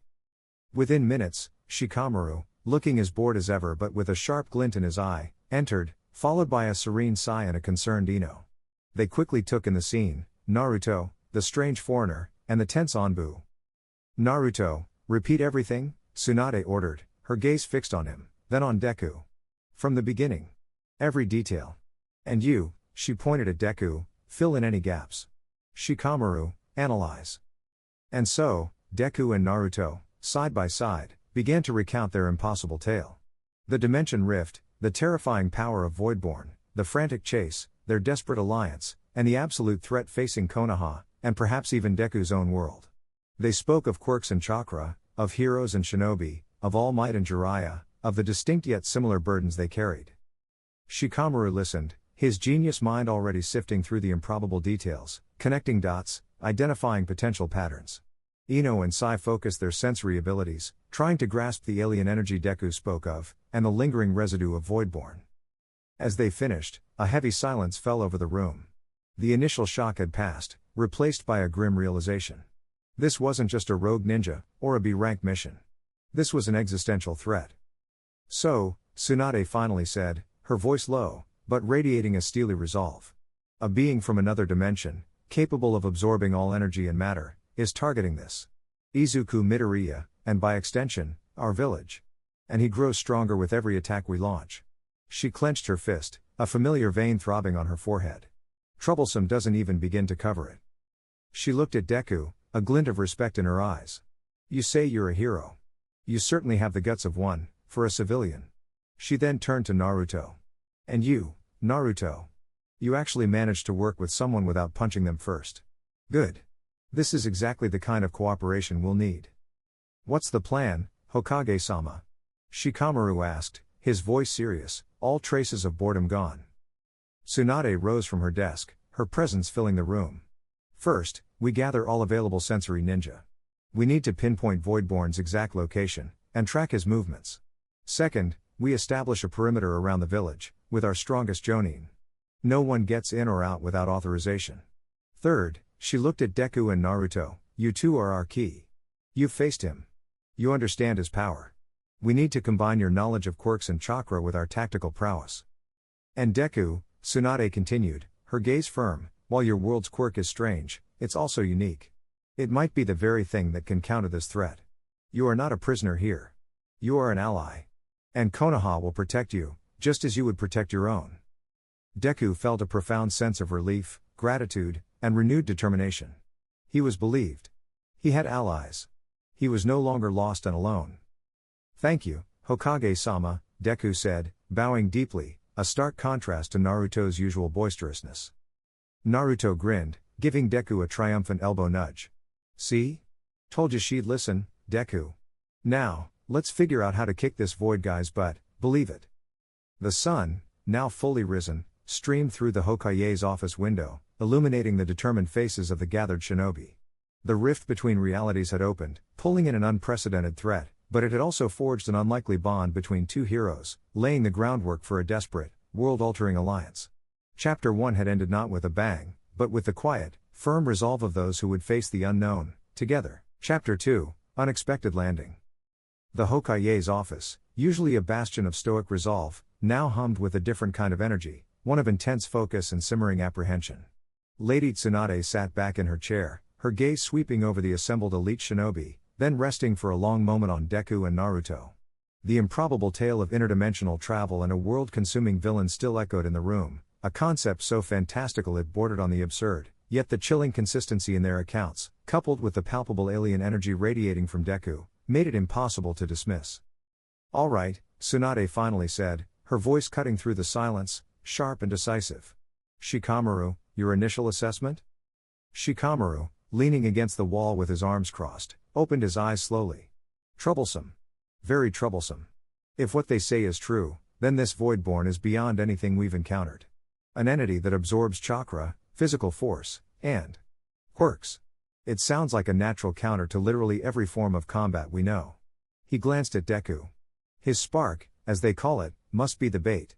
The question is, why is it valuable enough for this Voidborn to cross dimensions for it?" "He said my world had a dying flame," Deku interjected, his voice still a little hoarse from the exhaustion and adrenaline. "And he called my quirk a fresh spark. Maybe he consumes the energy of dying realities, or speeds up their collapse, and my quirk, one for all, represents a concentrated, unique form of that energy."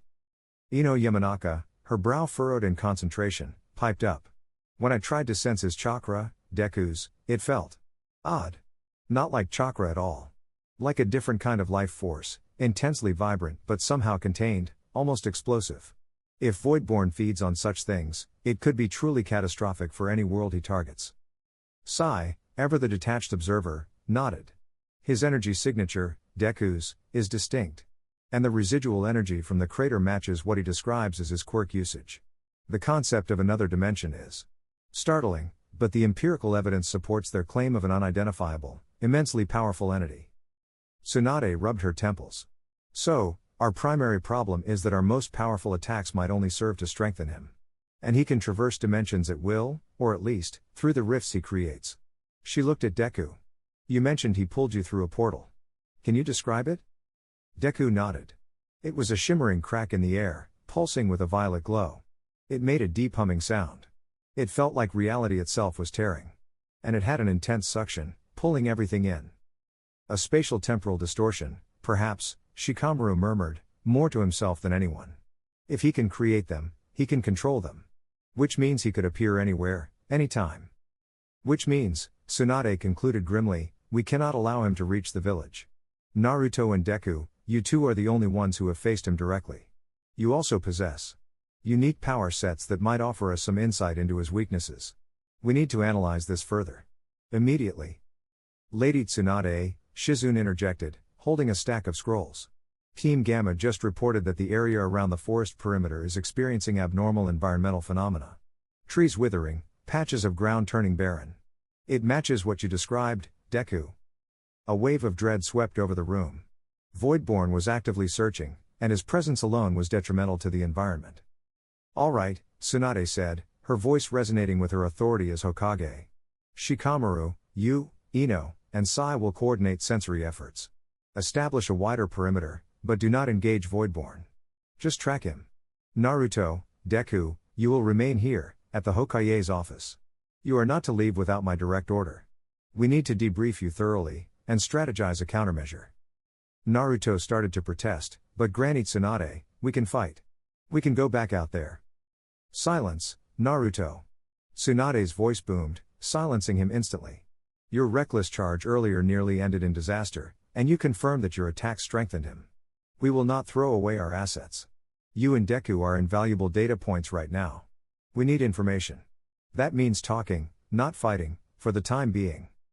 Deku, though itching to act, understood. They had no effective way to fight Voidborn. Running in blindly would only empower him further. He also knew he was a stranger in this world, and respecting their chain of command was crucial for the alliance to work. He simply nodded. "Good," Tsunade said, a hint of approval in her eyes. "Shikamaru, dismiss. Ino, Sai, begin your sweep. I want regular updates." As the ninja dispersed, Tsunade turned her attention back to Deku and Naruto. "Now, sit down. Both of you. And tell me everything, in detail.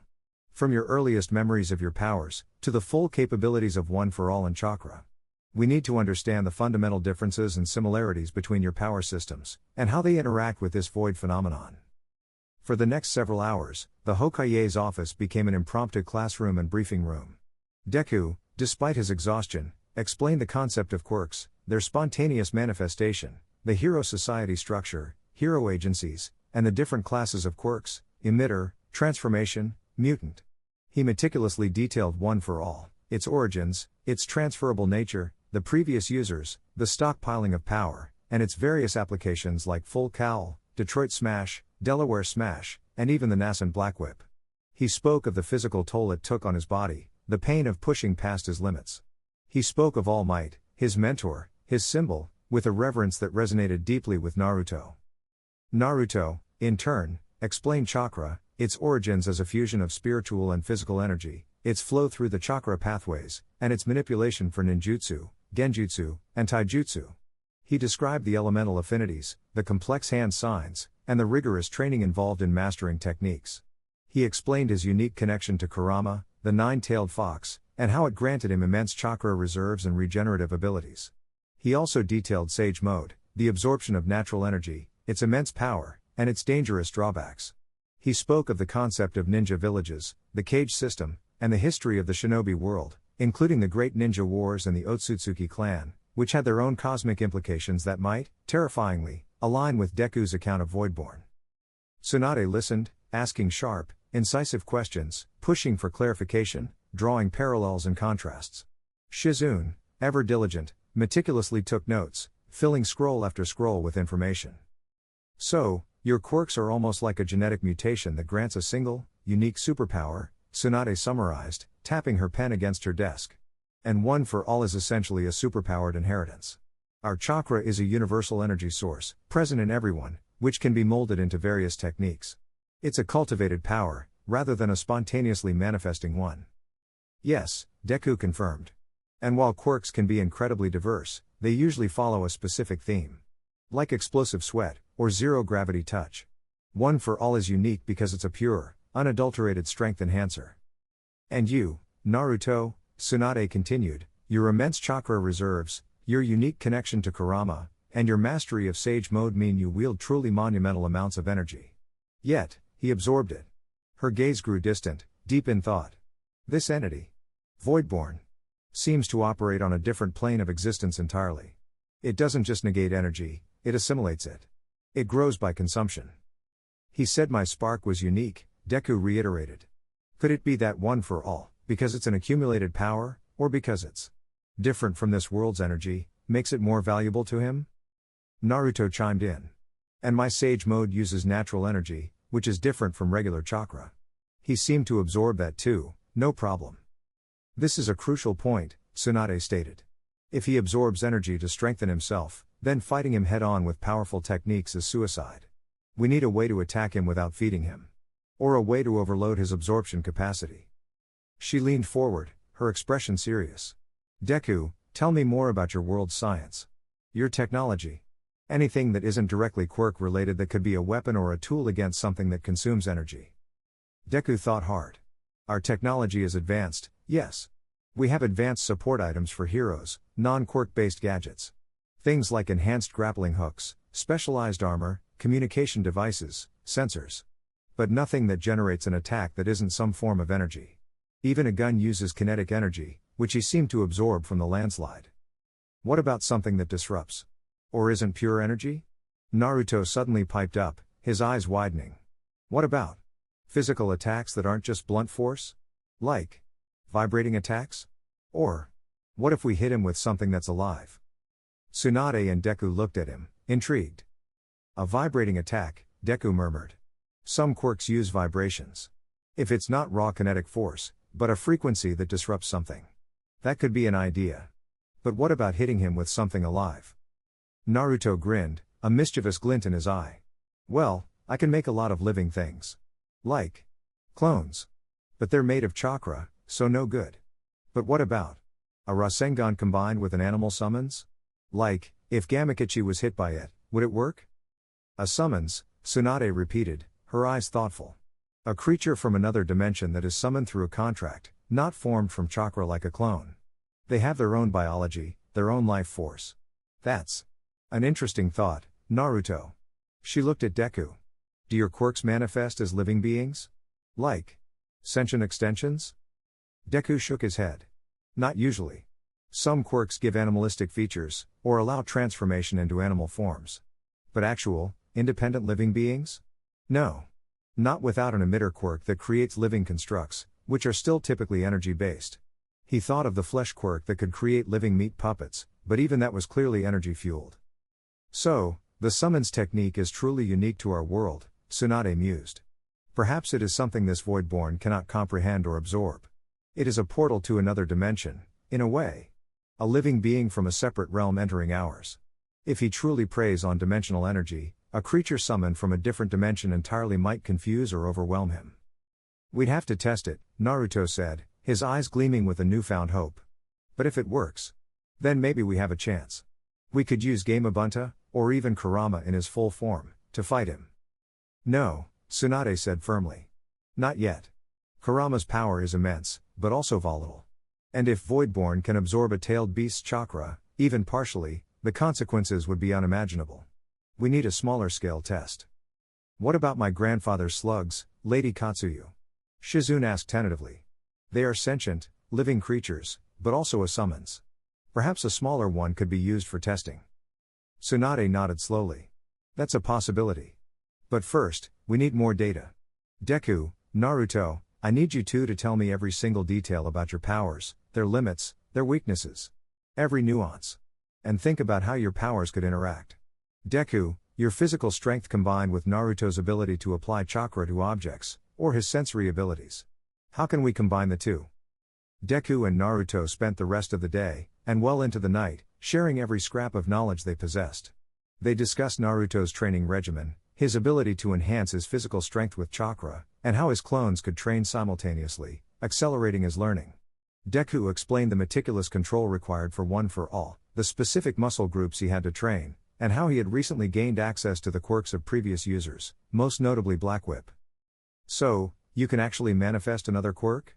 Naruto asked, fascinated. That's wild. Like having a Kekkei Genkai from someone else. Can you do anything else? Deku shook his head. Black Whip is the first one I've truly manifested. The other users appeared in my mind during my training, offering guidance, but Black Whip was the first physical manifestation. It's like a subconscious link, an inherited memory and ability. A lot like how the tailed beasts can grant their Jinchuriki powers, Naruto mused, remembering how Kurama had given him access to his chakra, and even specific forms. So, your body is adapting to hold multiple powers. It's excruciating sometimes, Deku admitted, rubbing his chest. It feels like my body is going to tear itself apart if I push too hard. Each quirk, each part of One for All, has to be perfectly managed. Naruto nodded in understanding. Yeah, that's how Sage Mode feels sometimes, or when Kurama's chakra goes wild.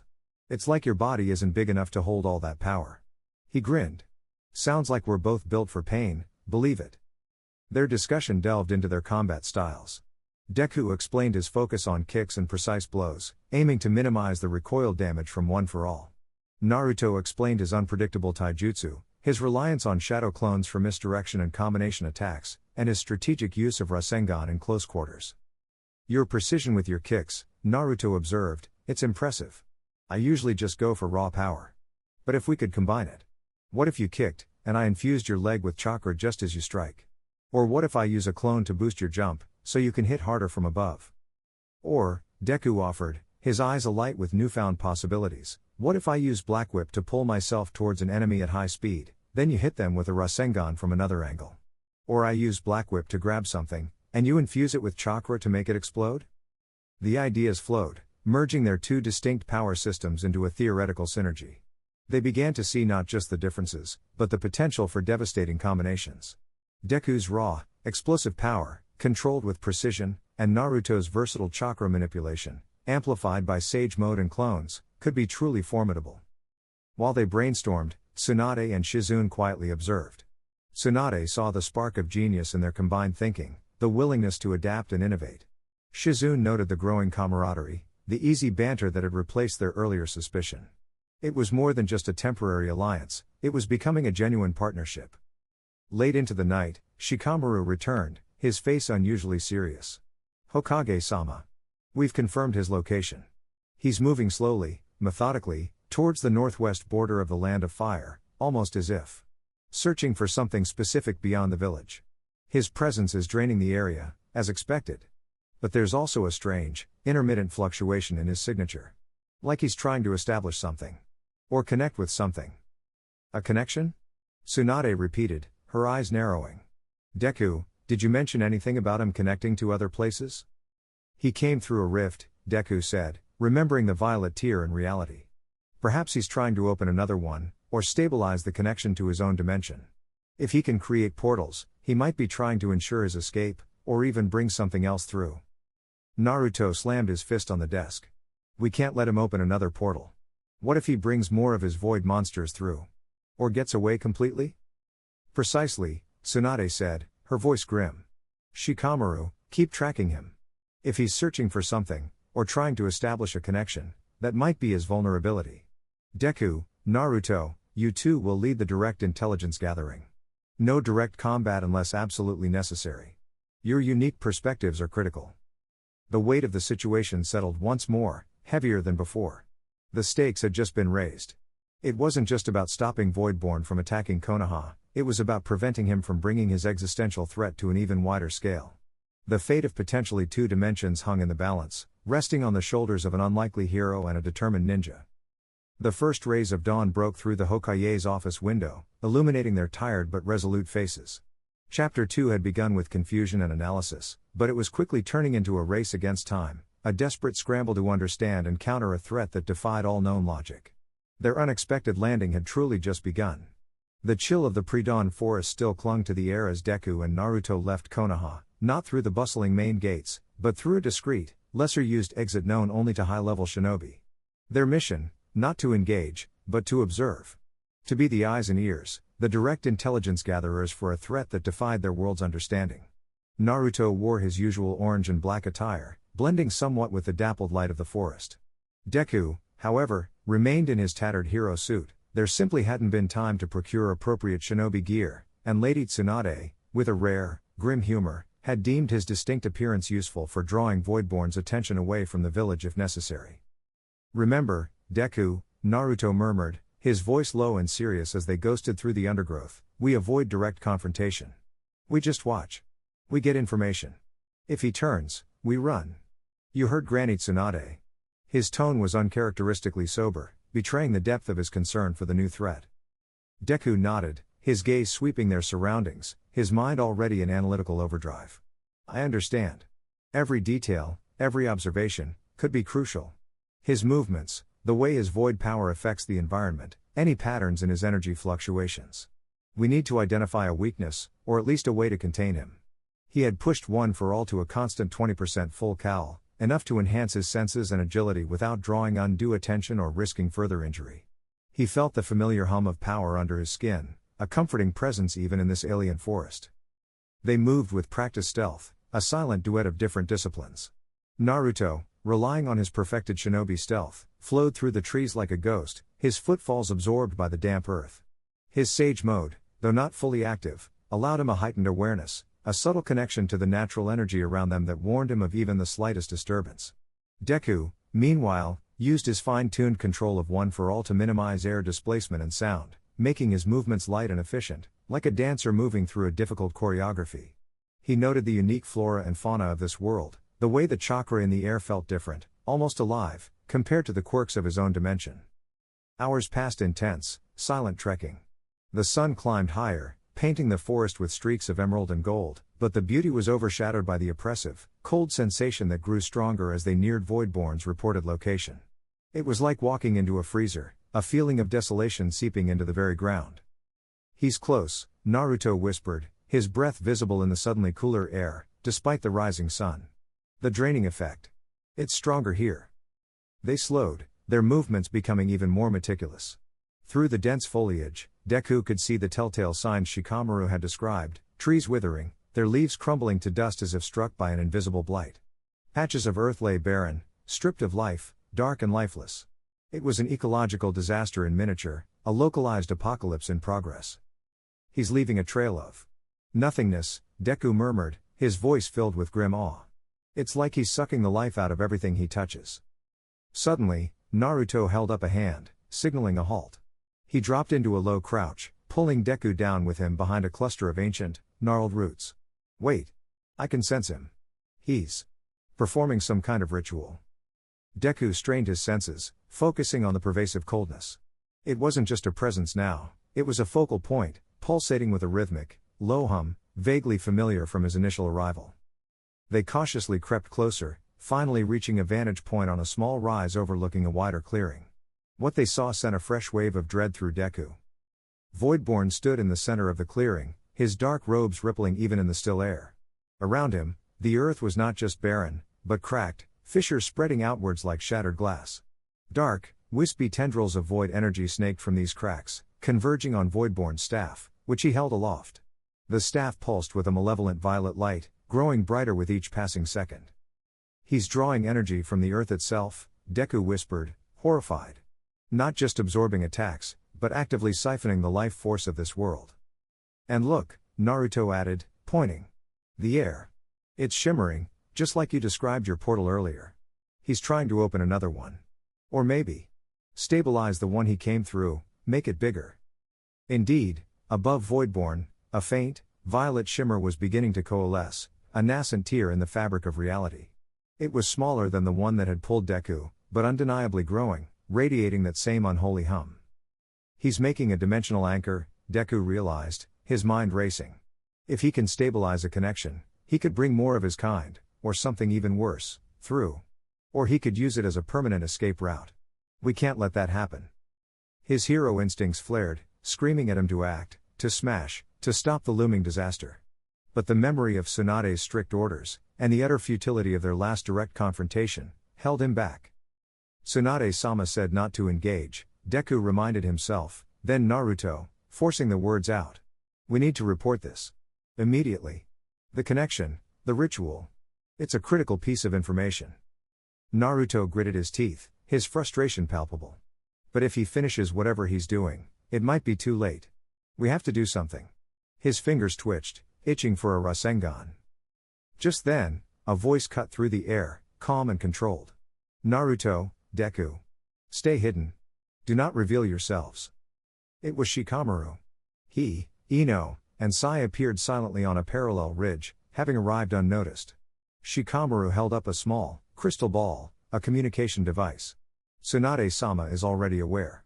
Sai's sensory abilities linked with Ino's mental transmission. We've been watching him since you two engaged him. He's trying to establish a stronger foothold, a permanent rift. It's part of his hunting process. Hunting process? Deku whispered. Yes, Shikamaru confirmed, his eyes narrowed, never leaving Voidborn. He consumes worlds that are dying or are ripe for harvest.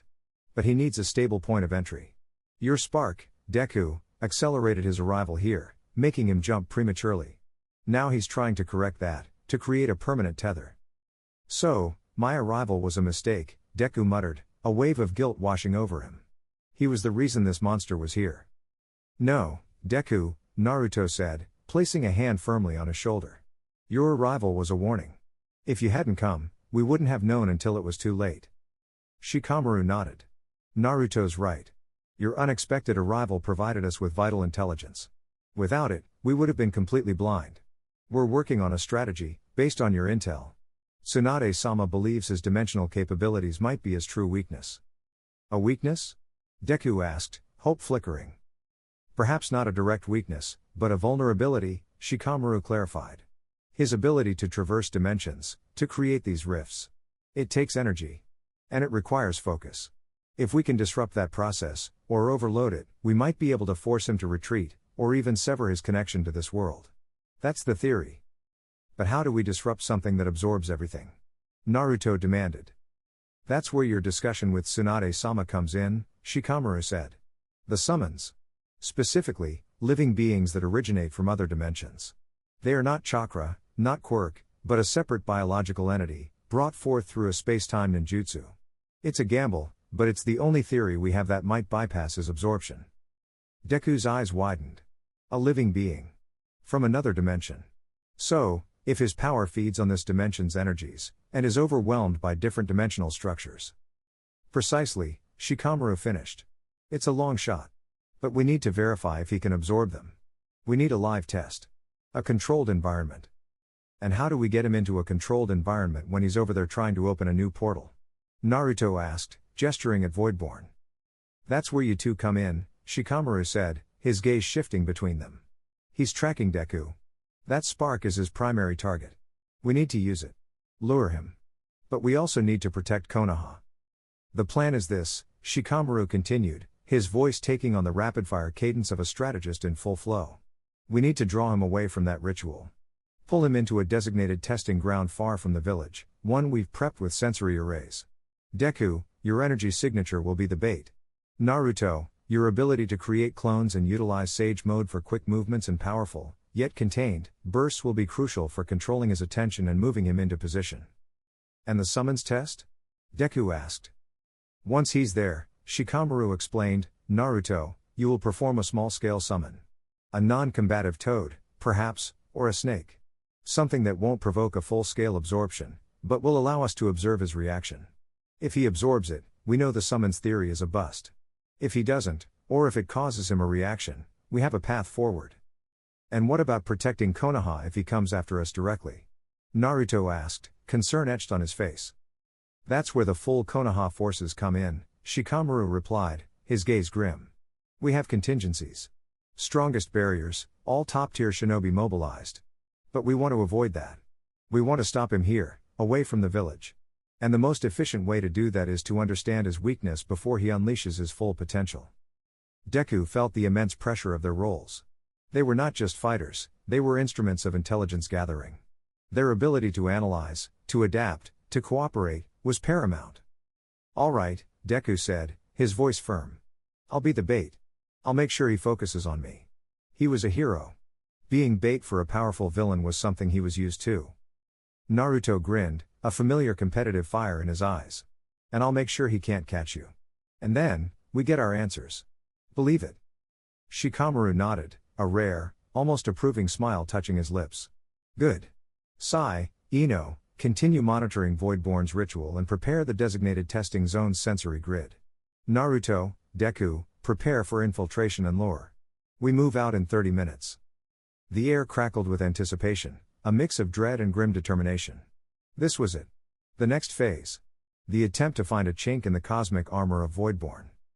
As Shikamaru's team dispersed to prepare, Deku and Naruto reviewed their strategy. So, when we're luring him, Deku began, we need to make sure he thinks he's close to catching me. That means using my quirk, but not enough to hurt myself too much, or to push him away completely. Just enough for him to keep chasing the spark. Got it, Naruto replied. I'll use shadow clones to mimic your quirk's energy signature, a few low-level blasts here and there. Not enough to actually hurt anything, but enough to make him think you're scattering your power, trying to escape. He thought for a moment. And I'll be using Sage Mode constantly to keep track of him, and to give us bursts of speed when needed. Plus, if he makes any more of those dimensional tears, I might be able to sense them. They practiced brief bursts of movement, simulating their escape strategy. Deku's full cowl at 20% was quiet, efficient, allowing him to traverse the uneven terrain with minimal sound. Naruto's chakra-infused steps were equally stealthy, and his ability to leap effortlessly through the trees added another dimension to their evasion. They moved in sync, a fluid dance born from their intense, shared experiences. The 30 minutes passed quickly. Soon, they were once again moving through the forest, but this time with a clear objective. Shikamaru's latest intel placed Voidborn's current ritual site roughly 5 kilometers from their current position, heading slowly towards the northwest border. The testing ground, a large, barren plain that had been used for large-scale jutsu training in the past, was roughly 3 kilometers in the opposite direction. Their task was to draw Voidborn away from his current path, deeper into the desolate training area. They approached Voidborn's ritual site with extreme caution. The closer they got, the stronger the void energy became, a nauseating chill that seemed to seep into their bones. The trees here were almost completely skeletal, their leaves long gone, their bark blackened and brittle. The ground beneath their feet felt dead, devoid of any natural energy. Through the gaps in the blighted trees, they could see Voidborn more clearly now. He was still drawing energy from the earth, the violet tier above him slowly expanding, pulsating like a grotesque, otherworldly heart. He seemed oblivious to their presence, completely engrossed in his ritual. This was their window. "All right, Deku," Naruto whispered, his voice barely audible. "Time to shine. Just a little spark. Enough to get his attention, but not enough for him to catch you quickly." Deku nodded, taking a deep breath. He channeled a focused burst of One for All, a controlled discharge of green lightning around his body, just bright enough to be visible, just powerful enough to create a subtle, almost imperceptible tremor in the air. He then immediately began to move, darting rapidly towards the designated lore path, away from the village. The effect was instantaneous. Voidborn's head snapped up, the purple glow in the clearing flaring intensely. He sensed it. The spark. His prey. He immediately abandoned his ritual, the nascent dimensional tier above him flickering and shrinking slightly, its energy diverted to his pursuit. "He took the bait," Naruto whispered, a triumphant grin on his face. "All right, let's go." They moved with incredible speed, Deku's green lightning shimmering ahead, Naruto a blur of orange just behind him. They intentionally made their escape path erratic, weaving through the densest parts of the forest, creating an illusion of desperate flight. Naruto occasionally deployed a shadow clone that mimicked Deku's energy signature, leading Voidborn off on a short tangent before dispersing, frustrating the entity. Deku could feel Voidborn's presence drawing closer, then receding as he chased a clone, then closing in again. It was a terrifying game of cat and mouse, with their lives and the fate of Konoha hanging in the balance. He pushed his body, feeling the familiar ache of One for All, but forcing himself to maintain control, to not overexert and break his bones. He needed to be able to fight if this lure failed. They were nearing the designated testing ground, the barren plain. Naruto gestured ahead. "Almost there, Deku. Prepare for the summons." As they burst out of the trees, onto the vast, desolate training plain, they saw it. The ground was scorched and cracked, evidence of countless powerful jutsu tests over the years. This was the perfect arena. Voidborn emerged from the treeline a few moments later, his dark form silhouetted against the morning light. He surveyed the open plain, then fixed his gaze on Deku, a chilling, silent anticipation in his posture. He had his prey cornered. He had them right where he wanted them. "Nowhere left to run, little spark," Voidborn rasped, his voice echoing across the barren landscape, filled with a triumphant malevolence. He began to glide across the plain towards them, dark tendrils of void energy already snaking out from his staff. "All right, Deku," Naruto yelled, his voice cutting through the tension. "It's time for the test. Get ready." Deku nodded grimly, channeling One for All, the green lightning intensifying around him. He needed to keep Voidborn focused, distract him while Naruto prepared the summoning. "Detroit Smash," Deku roared, aiming a powerful air blast at the ground directly in front of Voidborn.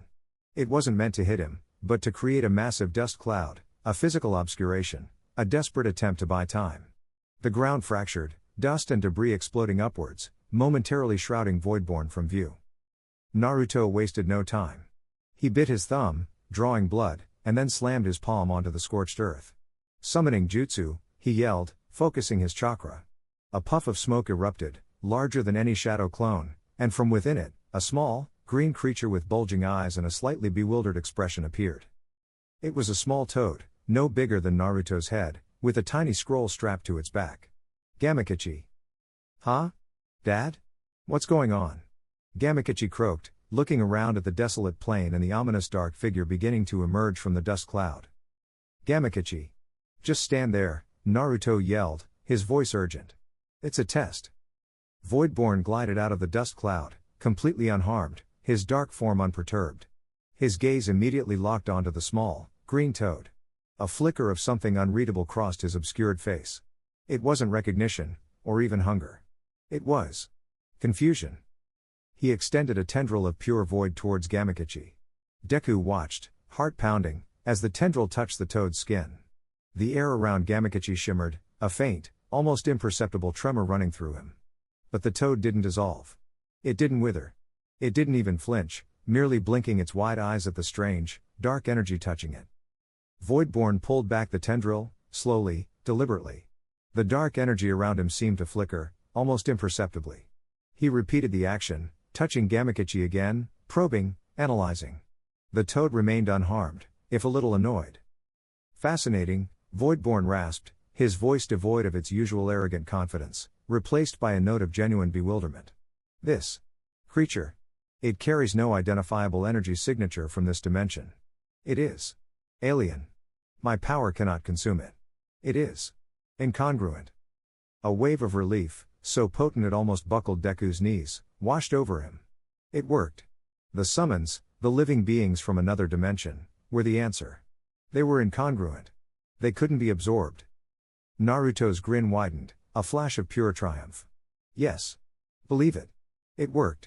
You can't eat my toad, you old creep. Gamakichi, still bewildered, hopped onto Naruto's shoulder. Dad, what's going on? Who's the weird dark guy? Voidborn's head snapped up, his unseen gaze piercing towards Deku and Naruto, his confusion quickly morphing into anger, then cold, calculating understanding. He now knew their strategy. And he knew their weakness. But they also knew his. A clever gambit, Voidborn rasped, his voice tinged with a new, dangerous edge. To introduce a variable my power cannot assimilate. But it is merely a minor inconvenience. I simply shift my focus. He slowly raised his staff, and the dark energy around him condensed, not into tendrils, but into a swirling vortex of pure nothingness. I will simply eradicate that which cannot be consumed. The air grew heavy, the world seemed to dim around them. This wasn't an attempt to absorb, it was an attempt to annihilate. Deku. Get ready, Naruto yelled, quickly dismissing Gamakichi with a puff of smoke. They had their answer. Now they needed a new plan. The stakes had just been raised again. The unexpected landing had revealed a weakness, but it had also provoked a far more dangerous, destructive response from their interdimensional foe. The air on the barren plain crackled, no longer with the hum of a dimensional rift, but with the raw, terrifying power of impending annihilation. Voidborn, his frustration momentarily piercing his stoic facade, had shifted from a consumer to a destroyer. The swirling vortex of pure nothingness around him expanded rapidly, consuming the very light, creating a localized pocket of absolute darkness that defied the morning sun. He's not trying to absorb us anymore, Deku gasped, his eyes wide with a terrifying realization. He's trying to erase us. His analytical mind, despite the panic, processed the shift in Voidborn's energy signature. It wasn't the hungry vacuum from before, but a crushing, implosive force. Then we hit him with everything we've got that he can't eat, Naruto yelled, his voice ringing with a desperate courage. He knew this was it. The real fight. He quickly dismissed Gamakichi, the little toad disappearing in a puff of smoke. No need to risk an innocent life. Voidborn glided forward, his form now a pure, inky shadow against the desolation. The vortex around him intensified, a low, guttural roar emanating from the emptiness itself. Deku reacted first. Black Whip. Dark, sinuous tendrils exploded from his arm, lashing out towards Voidborn with incredible speed. They weren't meant to hold him, but to create a physical obstacle, to test the limits of his new destructive power. The tendrils slammed into the expanding vortex of nothingness. This time, they didn't dissolve slowly. Instead, they were shredded, ripped apart as if by an invisible, infinitely sharp blade. The pain shot through Deku's arm, a searing sensation that made him grit his teeth. He immediately recalled the remnants of Black Whip, shaking off the agony. It cuts through matter too. Deku choked out, grimacing. It's like a disintegration field. Then we use something that's not just physical, Naruto roared, forming hand signs with blinding speed. He bit his thumb, drawing blood. Summoning jutsu. Gamabunta. A massive puff of smoke erupted on the plain, dwarfing even the largest trees they had encountered. From within the smoke, a colossal, reddish-orange toad, wearing a blue happy coat and carrying a giant tanto, materialized with a thunderous thud that shook the very ground. Gamabunta, the chief toad, squinted through the dissipating smoke, his booming voice echoing across the plain. Naruto, you little brat. What in the blazes did you summon me for this time? I was in the middle of a hiccup. Important nap. Boss. Listen, Naruto yelled, leaping onto Gamabunta's head, pointing frantically at Voidborn. That guy. He can't eat you. But he can destroy you. We need you to hit him with everything you've got that's alive. Gamakichi, who had been re-summoned onto Naruto's shoulder for easier communication, translated rapid-fire into toad speak. Gamabunta's eyes widened as he finally focused on Voidborn, sensing the chilling aura of destructive emptiness. A rare, serious expression settled on his massive face. Humph. So, a new breed of pest, eh? One that don't like living things. All right, brat. Let's see what this overgrown shadow can do against a proper summons. Gamabunta took a deep, rumbling breath, his throat swelling. Toad oil bullet. A torrent of highly flammable, viscous oil erupted from Gamabunta's mouth, aimed directly at Voidborn. It wasn't chakra, or a quirk. It was a biological secretion from a different dimension. Voidborn, seeing the attack, raised his staff. The vortex of nothingness flared, expanding to meet the incoming oil.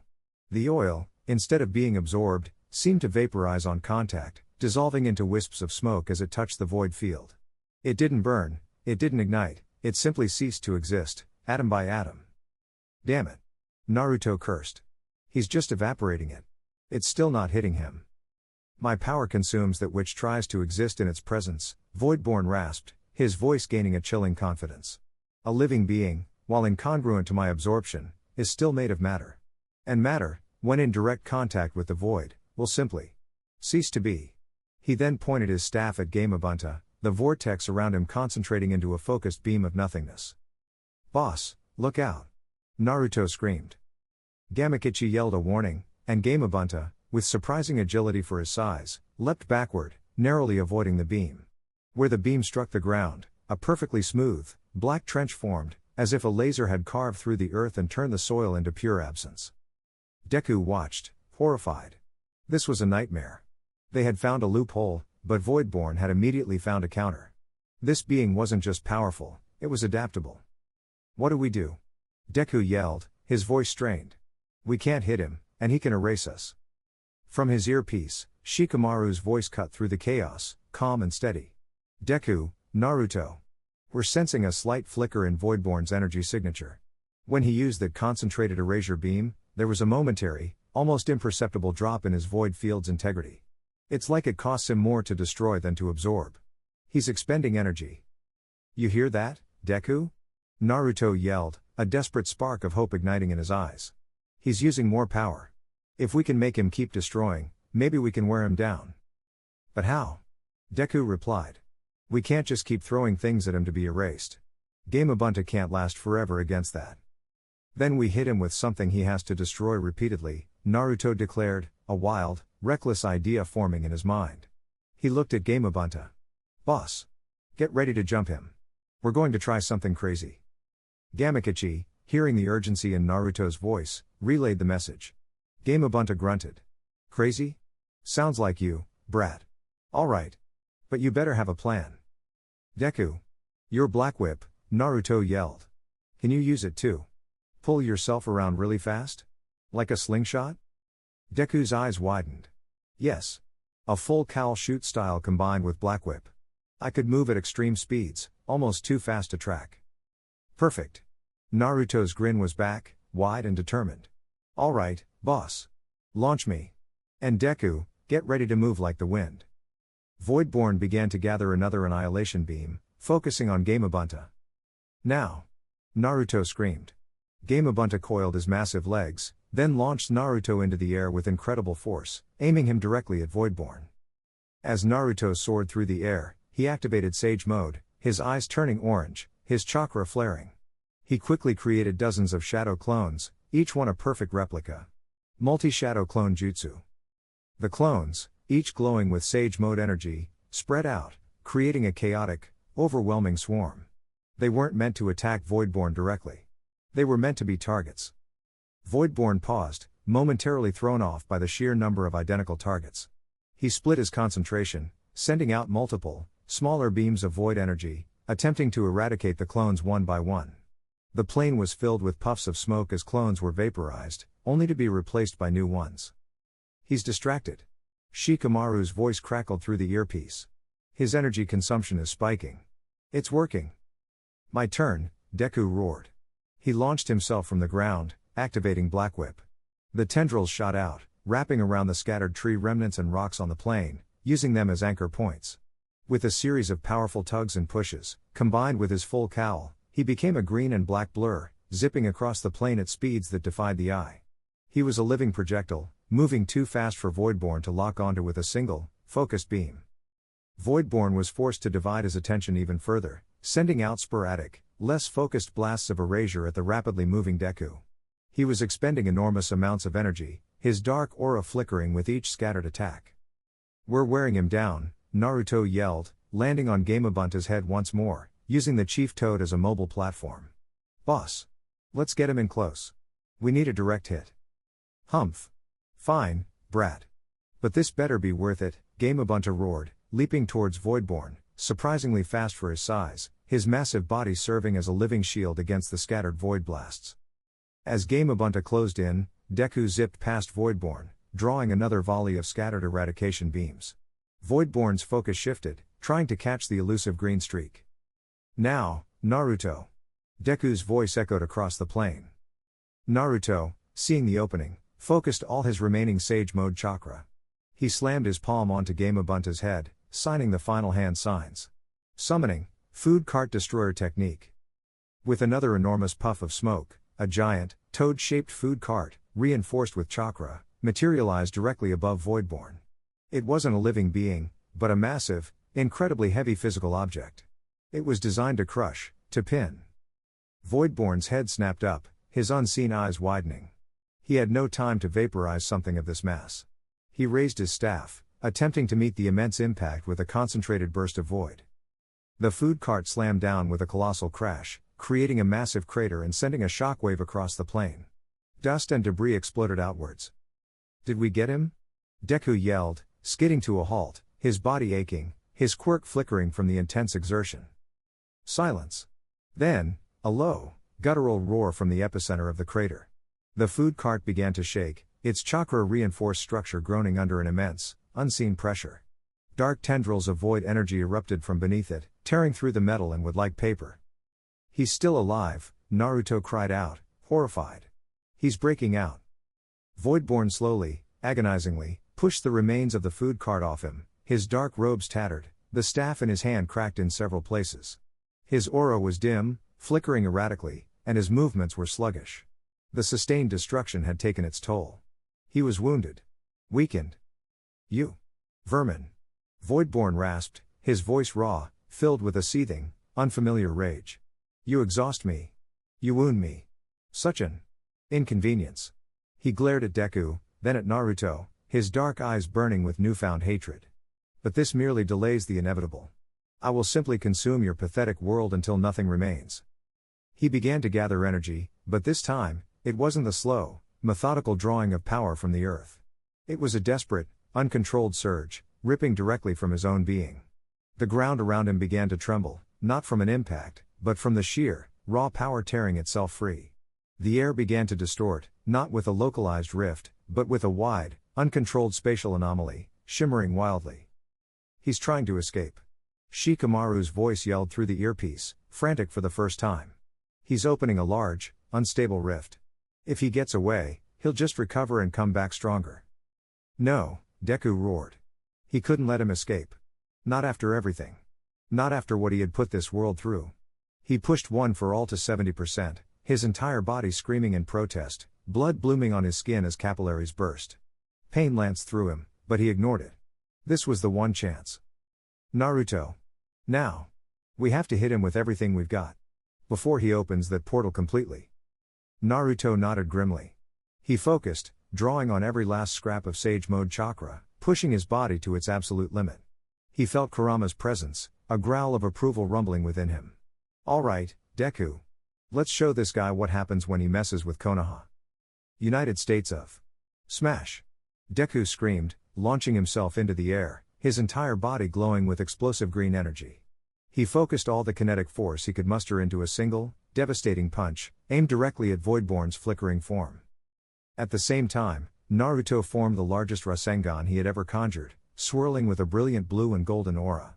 This wasn't just a simple Rasengan, it was infused with every ounce of his remaining Sage Mode chakra, amplified by Kurama's willingness to lend power. Super-tailed Beast Rasengan.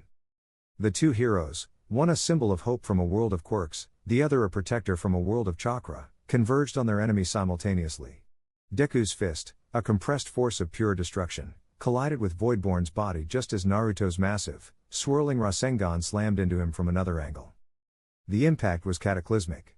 A blinding flash of light erupted, followed by a thunderous explosion that ripped across the plain, sending a shockwave that rattled the distant village. The ground fractured, the air screamed, and the very fabric of reality seemed to shudder. When the dust settled, the plain was scarred, a massive, smoking crater where Voidborn had stood. He was gone. Eradicated. There was no trace of his dark energy, no lingering void. Just a vast, empty expanse. Deku lay on the ground, spitting blood, his body screaming in agony. His left arm was a mangled mess, shattered and useless, green lightning violently flaring and dying around it. He had pushed one for all beyond what his body could handle, but he had done it. Naruto staggered to his feet, his sage mode completely gone, his body drained, but his eyes wide with a mixture of disbelief and triumph. He looked at Deku, then at the empty crater, then back at Deku. We did it, Deku, Naruto gasped, collapsing beside him, exhaustion finally claiming him. We actually beat him. Deku managed a weak, blood-stained smile. Yeah. We did it, Naruto. He closed his eyes, the pain overwhelming, but a profound sense of victory, relief, and exhaustion washing over him. The battle was won. Moments later, Shikamaru, Ino, and Sai arrived, along with a team of medical ninja. They rushed to Deku and Naruto, their faces etched with concern. Naruto. Deku, Shizune cried, immediately beginning to assess their injuries. Hokage-sama will have your heads, Naruto. But we won, Shizune-sensei, Naruto mumbled, a weak grin on his face. Shikamaru surveyed the massive crater, then looked at the two fallen heroes, a rare look of astonishment on his face. Incredible. They actually pulled it off. Voidborn is gone. His signature has completely vanished. No trace of him in this dimension. Ino and Sai confirmed the sensory readings. The chilling presence was gone. The void energy had dissipated. As the medical ninja began their work, stabilizing Deku's shattered arm and giving Naruto chakra restoring pills, Deku looked at the night sky. He was still in an alien world, far from home. But the immediate threat was gone. And he had fought alongside a true ally, a friend in this impossible situation. The unexpected landing had turned into an unexpected battle, and from the chaos, a bond had been forged, proving that when power collided, the spirit of heroism, no matter its origin, could prevail. The path to getting home was still unclear, but now, he wouldn't be walking it alone. Chapter 2 had concluded with a climactic victory, but the questions of Deku's return and the true nature of the multiverse still loomed large. Chapter 3, A Hero Meets a Shinobi. The Konoha Hospital was a far cry from the sleek, high-tech medical facilities of Musatafu General. Here, the air hummed not with the sterile scent of antiseptics and the faint whir of diagnostic machines, but with the earthy aroma of medicinal herbs and the subtle, vibrant pulse of chakra. Deku lay in a pristine white bed, his body throbbing with a familiar, yet strangely subdued, ache. His left arm, which had been a mangled mess after the final United States of Smash, was now heavily bandaged, but felt surprisingly whole beneath the layers. He tried to move his fingers, and a faint tingle, not of pain, but of regenerating nerves, surprised him. He remembered the excruciating pain, the tearing sensation of pushing one for all beyond 100% against Voidborn. He should have been in intensive care, facing weeks, if not months, of recovery. Yet, here he was, feeling better. A soft sigh escaped him.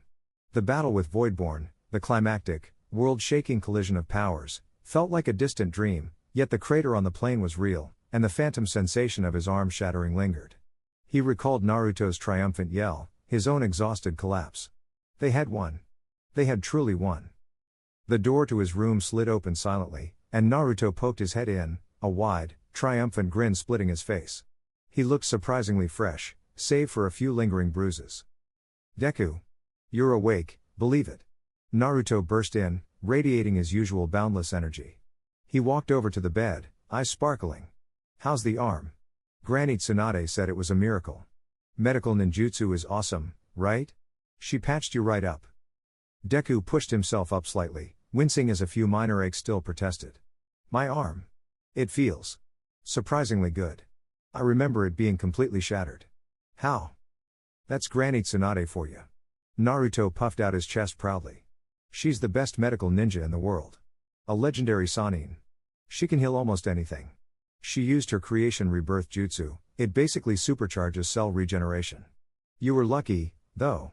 She said if you pushed it any further, even she might have had trouble. He shuddered dramatically. You really went all out, huh? Deku looked at his arm, then at Naruto. He hadn't realized the extent of medical ninjutsu's capabilities. In his world, such injuries would require extensive surgery, prosthetics, or a very specific healing quirk. This was revolutionary. That's incredible. It's like a super healing quirk, but for anyone who can master it. Pretty much, Naruto agreed, plopping down onto a nearby chair, already looking restless. You'll be back to smashing things in no time. Though. Maybe not too much smashing for a while. Granny's got you on strict bed rest. Said you need to understand the physiological differences between our power systems before you go blowing up any more of her forests. Deku chuckled faintly, a genuine smile touching his lips. It was good to see Naruto, to know he wasn't alone. She sounds intimidating. She is. Naruto confirmed, a slight shudder. Don't ever get on her bad side. But she's also the best. She trusts us. She really listened. That's why she let us stay here. The door opened again, and Lady Tsunade herself entered, followed by Shizune. Tsunade's gaze was sharp, assessing, but there was a flicker of something else in her eyes, a grudging respect. Awake, are we, symbol of peace? Tsunade said, her voice dry, but not unkind. She approached the bed, her hands glowing faintly with green chakra as she gently examined Deku's bandaged arm. Hokage-sama, Deku said, trying to sit up straighter, feeling a flush of embarrassment at being called symbol of peace by this powerful woman. My arm. Thank you. I don't know how to express my gratitude. Your gratitude is expressed by not doing anything foolish for the next few days, Tsunade stated, her eyes scrutinizing his arm. Your body is remarkable. It withstood a level of self-destruction that would kill a normal human, and even most shinobi. The cellular regeneration from my medical ninjutsu is accelerated by the unique properties of your quirk energy. It's like your cells are already primed for rapid growth. Fascinating. She tapped his arm lightly. You'll make a full recovery, but you need to rest. No smashing anything, understood? Understood, Hokage-sama, Deku promised, trying not to look too eager. Tsunade then turned her piercing gaze to Naruto. And you, Naruto. You put your life on the line. Again. But you also brought back crucial intelligence, and you cooperated. This time, you actually earned a compliment. Don't get used to it. Naruto beamed, puffing out his chest. See, Deku? She totally thinks I'm awesome. Tsunade merely snorted. Don't push it, brat. Now, both of you. While you recover, we have much to discuss. Shikamaru and his team are still tracking the remnants of Voidborn's energy. We need to ascertain if he truly was destroyed, or merely banished. And Deku, we need to understand more about your world. If Voidborn can travel between dimensions, then others might too. We need information on interdimensional threats, if such a thing exists in your reality. In my world, dimensional travel is largely theoretical, or limited to specific, rare quirks. Nothing on the scale of Voidborn, Deku explained. He seemed unique.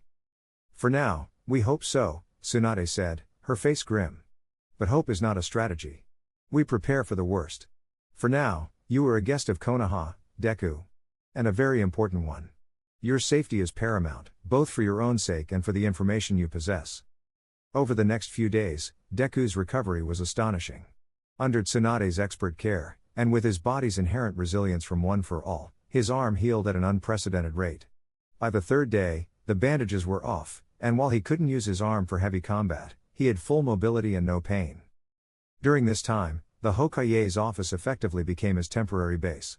He was given a stack of scrolls about chakra theory, basic ninjutsu, and the history of the shinobi world, all simplified for easier understanding. He devoured them, his analytical mind buzzing with excitement. He learned about the 3 types of jutsu, ninjutsu, chakra manipulation for elemental attacks, healing, etc., genjutsu, illusions that affect the senses, and taijutsu, physical combat. He found fascinating parallels to quirks, ninjutsu akin to emitter quirks, taijutsu similar to physical enhancement quirks, and genjutsu a unique concept that had no direct quirk equivalent, though some mental quirks came close.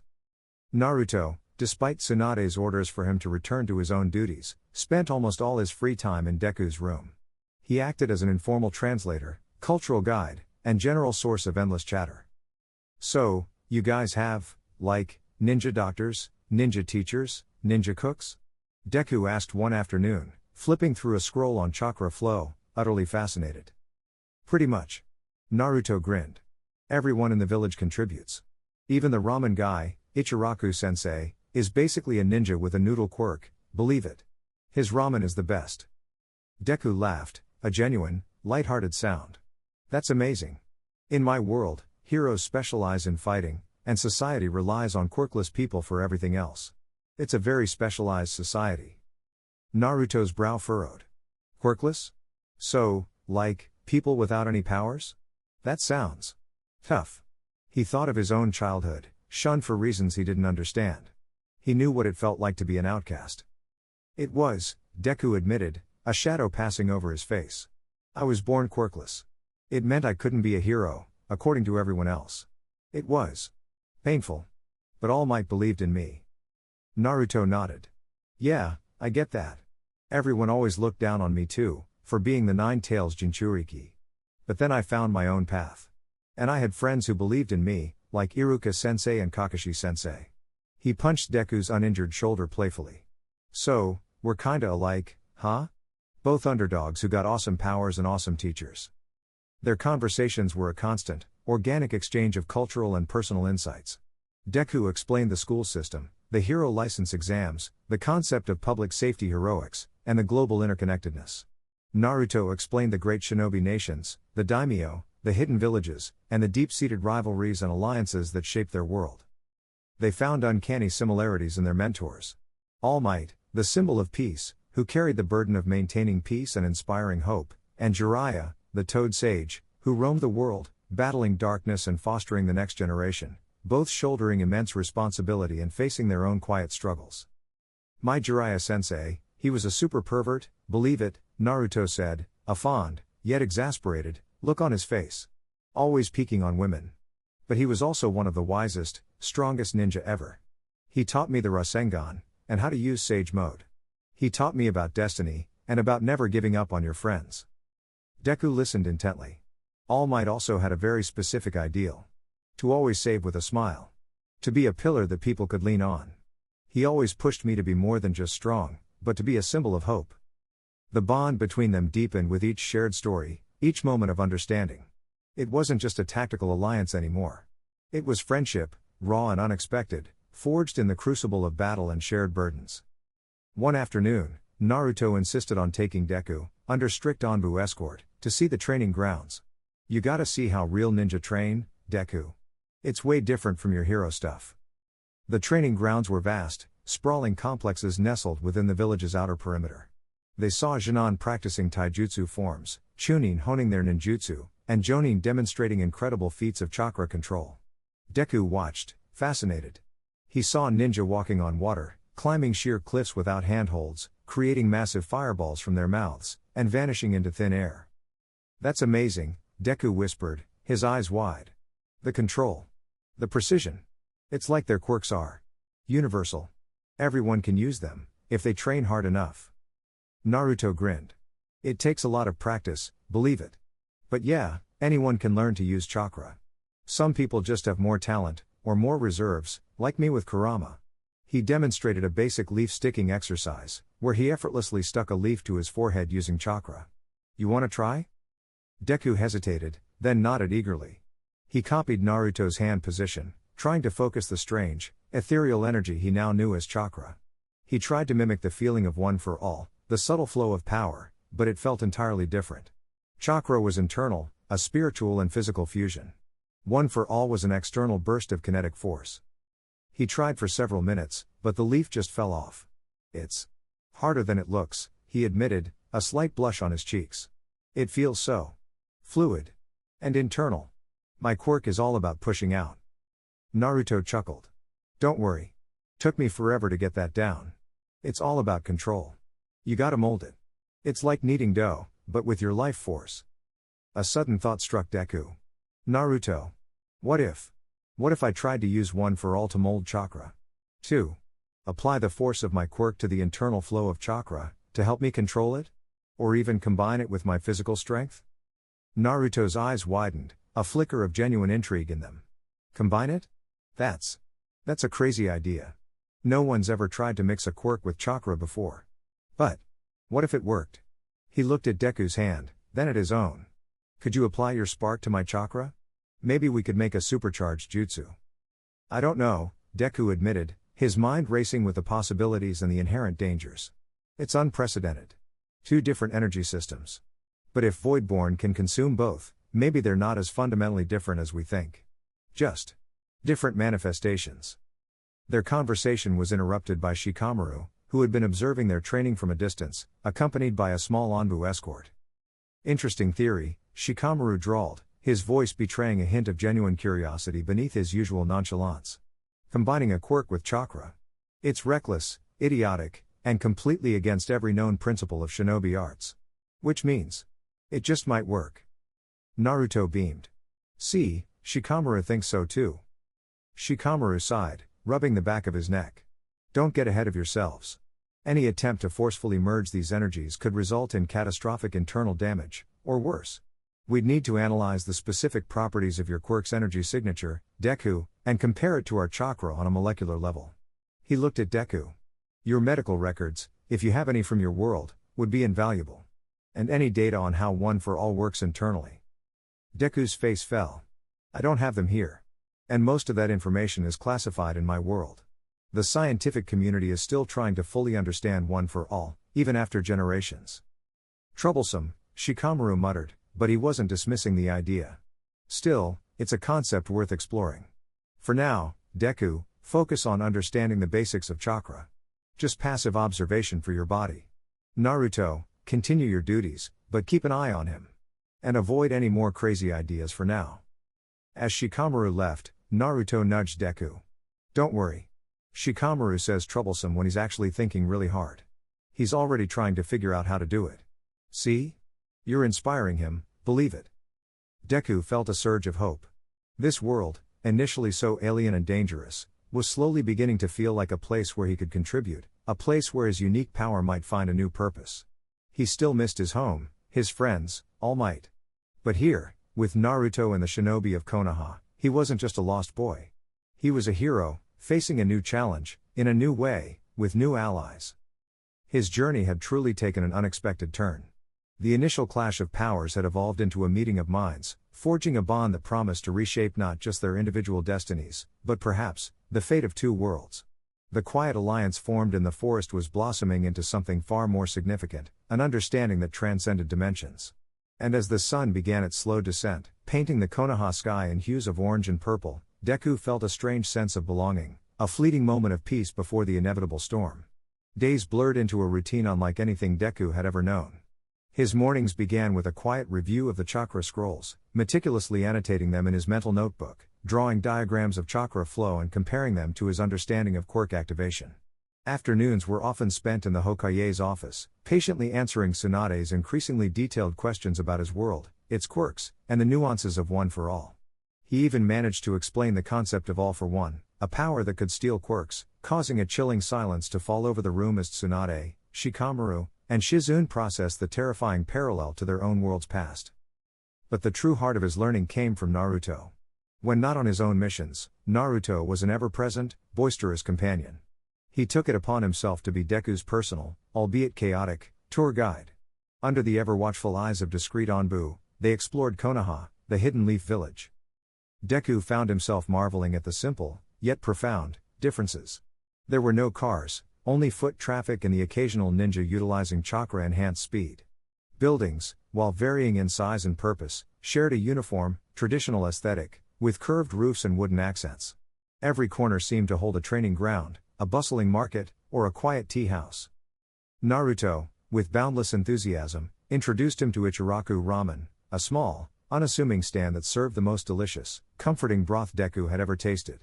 Chuchi, the owner, greeted Naruto like a cherished son, and even offered Deku a warm smile despite his strange attire. Deku watched, fascinated, as Naruto devoured bowl after bowl, explaining the importance of ramen to a ninja's life. It's the food of champions, believe it, Naruto declared between slurps, his cheeks stuffed. No jutsu works properly on an empty stomach. Deku chuckled, trying his own bowl of miso pork ramen, the flavor's a revelation. It's incredible. Nothing like this back home. He met Konohamaru, Naruto's self-proclaimed rival and apprentice, a boisterous kid who looked up to Naruto with an almost worshipful reverence. Konohamaru insisted on demonstrating his own, nascent Rasengan, and Deku found himself genuinely impressed by the dedication and the potential in the young shinobi. It reminded him of his own early days, filled with eager, clumsy attempts at emulating All Might. Naruto also took him to the sprawling training grounds again, this time with a more focused purpose. While Deku couldn't perform ninjutsu, he continued to try the chakra sticking exercise, and Naruto meticulously broke down the nuances of chakra control, explaining how to feel the energy, how to guide it, how to make it flow. It's like learning to breathe differently, Naruto explained, demonstrating again, a leaf effortlessly adhering to his palm. You gotta pull it up from your gut, mix it with your spirit, and then push it out just enough. Not too much, not too little. Deku would close his eyes, trying to replicate the sensation. He could feel something, a warmth, a faint hum, but it was ephemeral, elusive, unlike the solid, crackling energy of One for All. It's so subtle. My quirk is all about brute force, about pushing boundaries. This is about precision. That's why combining them is gonna be awesome, Naruto said, ever the optimist. Your raw power, my chakra control, will be unstoppable. The idea of combining quirks and chakra, initially dismissed as troublesome by Shikamaru, hadn't faded. Tsunade had ordered further research into the molecular composition of Deku's energy, a task she'd given to a team of highly skilled medical ninja and scientists. Deku provided blood and tissue samples, a strange sensation after years of being the one who took notes, not the subject of study. One evening, Tsunade called Deku and Naruto back to her office, Shikamaru and Shizune also present. The atmosphere was serious, hinting at a breakthrough. Deku, Tsunade began, our analysis of your quirk's energy has yielded intriguing results. It's not chakra, but it's not entirely dissimilar. It's a pure, kinetic energy source, incredibly dense and stable, unlike anything we've seen. It resembles a hyper-concentrated form of our physical energy, but without the spiritual component of chakra. And the residual signatures from previous users are fascinating. It's almost as if your body acts as a vessel, inheriting and accumulating these distinct energies. Deku listened intently, fascinated by their scientific breakdown of his quirk. So, it's not incompatible with chakra? Not incompatible, but highly volatile if forced, Tsunade clarified. Imagine trying to merge pure oxygen with pure hydrogen directly. It's possible, but without precise control, you'll have an explosion. Your One for All energy is like a constantly overflowing reservoir of pure kinetic force. Our chakra, while moldable, is still a distinct system. Shikamaru, ever the pragmatist, chimed in. The problem is control. You, Deku, are still mastering your own quirk.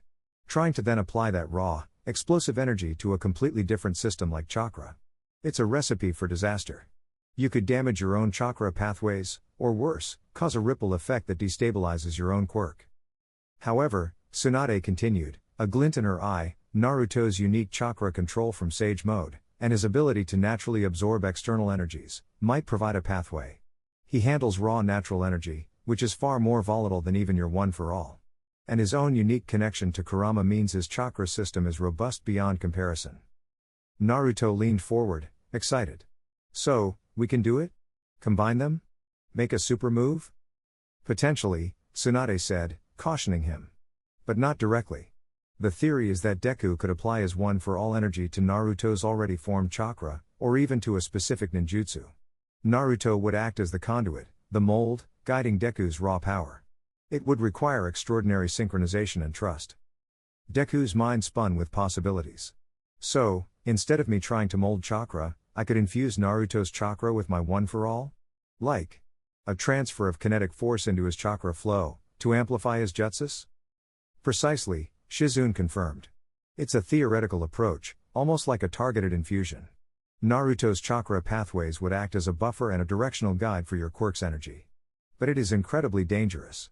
Even a slight miscalculation could result in severe damage to Naruto's chakra system, or a chaotic, uncontrolled release of energy. But it's our best bet against Voidborn, Naruto stated, his face serious. If we can't hit him, and he can erase everything, then a combined attack, something he's never seen, something he can't categorize or absorb fully, is our only shot if he ever comes back. The mention of Voidborn cast a shadow over the room. Shikamaru updated them on the ongoing search. Voidborn's residual energy signature had completely dissipated. He was either truly destroyed, or he had managed to escape to another dimension, taking his wounds with him. The uncertainty was a constant, gnawing anxiety. Konoha, and perhaps Deku's world, remained vulnerable. For now, the priority is to understand this potential combined technique, Tsunade said. Deku, Your priority is to continue your chakra sensitivity training. Try to feel the flow, passively. Naruto, your priority is to maintain your Sage Mode proficiency and refine your chakra control even further. We will not attempt any direct combinations until we are absolutely certain it is safe, and we have a deeper understanding of both your powers. Their training regimen intensified. Deku found himself spending hours in meditation, trying to sense the subtle energy within him that was chakra, and to differentiate it from the explosive surge of one for all. He learned to clear his mind, to focus inward, something fundamentally different from his usual outward-focused combat training. Naruto, meanwhile, pushed his Sage Mode training, trying to gather natural energy faster, to maintain the state longer, and to achieve a level of chakra precision he hadn't thought possible. He practiced small, delicate chakra applications, molding his energy with a finesse he usually reserved for grand, destructive jutsus. Their individual training often brought them together in the evenings, under the moonlight, at a secluded training ground. Deku would watch in awe as Naruto effortlessly walked on water, climbed sheer walls, or manipulated wind and earth with precise chakra control. Naruto, in turn, would watch Deku activate full cowl, the green lightning crackling around him as he performed rapid-fire, controlled movements, his body a blur of speed and precision. One night, as Deku struggled to even make a leaf stick to his palm with chakra, a frustrated sigh escaping him, Naruto sat down beside him. "Still having trouble, huh?" Naruto asked gently. Deku shook his head. "It's so different. When I use one for all, it's like flicking a switch, and power surges through me. It's explosive. Chakra feels like trying to hold water in your hands without spilling a drop." Naruto nodded. "Yeah. It's tricky. But you've got something even better, right? That spark of yours. Maybe you don't need to learn chakra like us. Maybe your job is to just make your spark even stronger, and then we figure out how to blast it with my chakra. But what if learning to control chakra helps me understand how to combine them?" Deku countered. "If I can understand the fundamental nature of energy flow in this world, maybe I can find a way to make one for all compatible." Naruto thought about this, then shrugged. "Maybe. But for now, don't stress too much about being a perfect ninja. You're already a hero, Deku. And you've got a crazy powerful quirk. Focus on that. We'll figure out the rest." Their conversations often drifted from training to their personal lives. Deku found himself opening up about his past, his quirkless childhood, the bullying from Bakugo, his initial despair, and the miraculous encounter with All Might. Naruto listened intently, offering genuine empathy, relating his own experiences of being ostracized as the Nine-Tails Jinchuriki. "It sucked, believe it," Naruto admitted, staring up at the moon. "Everyone hated me. Looked at me like I was a monster. I just wanted to be acknowledged. To be seen. That's why I wanted to be Hokage. So everyone would look up to me, and stop hating me." Deku's heart ached for him. That's terrible. I can't imagine living like that. Being hated just for who you are." He thought of the casual discrimination against the quirkless, but it paled in comparison to the active malice Naruto had faced. "It made me stronger, though," Naruto said, a determined glint in his eye. "It made me want to protect people even more. So no one else ever felt that way. And I learned to never give up. That's my ninja way." "My ninja way," Deku echoed, a profound respect in his voice. It was a philosophy, a creed. He thought of his own unshakable drive to save others, to be the symbol All Might needed him to be. "My hero way is to save everyone, with a smile. To always be there when people need help." They fell silent, two boys from different worlds, united by their shared pasts of struggle and their unwavering commitment to protect. The silence wasn't awkward, it was a comfortable, knowing peace between two kindred spirits. Their bond grew deeper than mere strategic necessity. It became a genuine friendship, rooted in mutual respect and understanding. Deku admired Naruto's unwavering optimism, his fierce loyalty, and his incredible ability to inspire others. Naruto, in turn, was fascinated by Deku's analytical mind, his quiet determination, and the sheer, raw power he wielded. Meanwhile, life in Konoha continued. Deku learned the rhythms of the village, the calls of the ramen vendors, the laughter of children playing. He saw Shinobi on their missions, always moving, always vigilant. He learned about the Konoha hospital, the library, the various clan compounds. It was a vibrant, living organism, and he, a stranger, was slowly becoming a part of it. He began to feel a strange sense of belonging, a comfort he hadn't anticipated. The feeling was almost enough to make him forget his own world, his own friends, for fleeting moments. But then, a flash of green lightning in his mind's eye, or the phantom ache in his still healing arm, would remind him of Muzutafu, of All Might, of Class 1A. He had to get home. But now, it wasn't just about his own return. It was about ensuring Konoha's safety, too. Because if Voidborn truly was still out there, if he could return, then both their worlds were connected, and both were at risk. The quiet, domestic tranquility of his stay in Konoha was a fragile piece, however. Shikamaru's reports, though lacking any direct contact, continued to confirm that Voidborn's residual energy signature was completely absent from their dimension. It was good news, but it also meant he could return at any time, from anywhere. The uncertainty was a silent, persistent hum beneath the surface of their lives. Then, one stormy night, while Deku was reviewing scrolls in his room and Naruto was out on a patrol, the tranquility shattered. A piercing, guttural roar ripped through the night, shaking the very foundations of the Hokage's tower. It wasn't the familiar sound of a Jinchuriki or a summons. It was primal, ancient, and filled with a chilling malice that resonated deep within Deku's bones, stirring the dormant power of One for All. It was a sound he knew. It was Kurama. But it was a sound of immense pain and fury, laced with something akin to desperation. Deku immediately shot out of bed, his fully healed arm instinctively surging with full cowl. What was happening? Naruto's bond with Kurama was supposed to be absolute. Why was the Nine-Tails roaring like that? It sounded like it was under attack, or in immense distress. He burst out of his room, ignoring the medical ninja on duty, and sprinted down the corridor, towards the source of the roar, deep within the heavily guarded, most secure part of the village, where the tailed beasts were monitored. As he ran, a powerful, dark chakra exploded from the core of the village, ripping through the air, causing the very stone walls to crack. It wasn't a chakra he recognized. It was cold, suffocating, and utterly malevolent. It was Voidborn. He was back. And he wasn't after Deku's spark this time. He was after something far, far more powerful. He was after Kurama. And Naruto. Deku's heart seized. He pushed One for All to 50%, ignoring the strain, the green lightning illuminating the dark corridors. He had to get there. He had to help. Naruto was in danger. And something truly terrifying was happening to the Nine-Tails. The roar was a physical blow, vibrating through the very bones of Konoha. It wasn't the controlled, deliberate growl of a tailed beast unleashing chakra, but a primal scream of agony and raw, unbridled fury. It was Kurama, and Deku had never heard such profound pain in a living being's cry. He burst through the hospital doors, ignoring the panicked shouts of the medical staff, his mind singularly focused on the source of the chaos. The green lightning of full cowl, now pushed to 50%, illuminated the dark, stormy night as he streaked through the village streets. Civilians, roused from sleep, huddled in doorways, their faces etched with fear. Konoha Shinobi, still groggy, were already mobilizing, their forms blurring as they raced towards the disturbance. The epicenter of the chaos was the secured, underground complex where the tailed beasts were often monitored, a place far beneath the Hokage's tower itself. It was the most fortified section of the village, designed to withstand a direct assault from a powerful foe. Yet, the air above it was ripped apart by raw, destructive energy.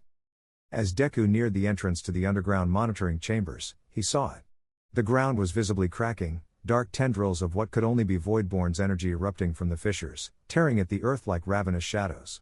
The air was thick with a suffocating chill of nothingness, mixed with the overwhelming, chaotic chakra of Kurama. Naruto, Deku yelled, his voice strained, pushing his speed to its absolute limit, leaving a trail of shimmering green lightning in his wake. He burst into the main chamber, a vast, circular room deep underground. The sight that greeted him was a nightmare. Naruto was on his knees, his usual vibrant orange outfit torn and scorched, a faint, flickering golden aura around him, a desperate sage mode, barely holding on. His face was contorted in pain and rage, blood trickling from his nose. Before him, Voidborn stood, no longer appearing exhausted or wounded. His dark robe seemed to ripple with renewed power, his staff held aloft. And connected to the staff, by dozens of pulsating, inky tendrils of void energy, was the source of Kurama's agony, the massive, nine-tailed form of the Nine-Tails fox, his colossal body thrashing and roaring in a desperate, losing battle against the unseen force draining him. He's trying to absorb Kurama. Naruto choked out, his voice hoarse, looking up at Deku with eyes wide with despair. He's trying to absorb the Nine-Tails Chakra. Deku's blood ran cold. This was far worse than anything they had imagined. Voidborn wasn't just consuming raw energy, he was targeting a tailed beast, a living embodiment of chakra, an entity of immense power. And by absorbing Kurama, he wasn't just gaining power, he was gaining a living weapon, a cosmic bomb to unleash on other dimensions. Kurama, his massive eyes rolling, let out another agonizing roar. His 9 tails thrashed wildly, sending shockwaves through the chamber, shattering ancient seals and cracking the reinforced walls. But the void tendrils held fast, burrowing deeper into his chakra, siphoning his immense power. The vibrant orange of his chakra cloaks flickered, growing duller, fading to a sickly gray in places.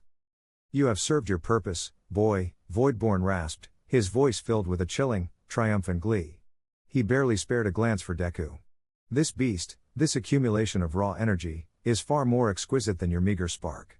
It will be the perfect catalyst for my true conquest." Deku didn't hesitate. He might not be able to hurt Voidborn directly, but he could break the connection. He could save Kurama. He pushed one for all to 70%, ignoring the piercing pain in his still healing arm. Full cowl, shoot style, St. Louis smash. He burst forward, aiming a powerful kick, not at Voidborn, but at the void tendrils connecting him to Kurama. He needed to sever the connection, physically. The kick connected with a tendril. A powerful shockwave erupted, but instead of snapping, the tendril shimmered, absorbing the kinetic force, and then snapped back, lashing out at Deku with incredible speed. Deku barely dodged, the tendril grazing his side, leaving a cold, numb sensation where it touched. It was still the same terrifying power, but now focused on disrupting and consuming. "He's too strong," Naruto screamed, pushing himself up, desperately trying to gather even a tiny amount of chakra for a Rasengan. But the drain was immense, Kurama's agony reverberating through his own chakra system. Just then, the emergency alarms blared across the village. Tsunade, Shikamaru, and a host of Konoha's elite shinobi burst into the chamber, their faces grim, their chakra blazing. "Naruto," Tsunade roared, seeing her surrogate grandson on the ground and Kurama being drained. Her eyes burned with a furious, protective rage. "What is this thing?"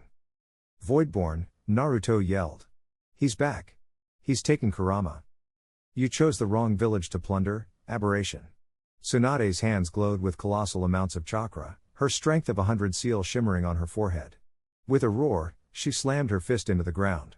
The very earth of the chamber cracked, sending a powerful shockwave towards Voidborn, designed to shatter his connection to Kurama. The ground around Voidborn rippled, but the void tendrils remained. He merely looked up at Tsunade, a mocking glint in his unseen eyes. A fascinating display of localized force. But ultimately, futile. He then flicked a tendril, not at Tsunade, but at the ceiling. The reinforced rock and steel imploded, creating a cascading rain of rubble, separating Tsunade and the other shinobi from Voidborn and Kurama. "Damn it!" Shikamaru cursed, expertly dodging the falling debris, his mind racing. "He's intelligent.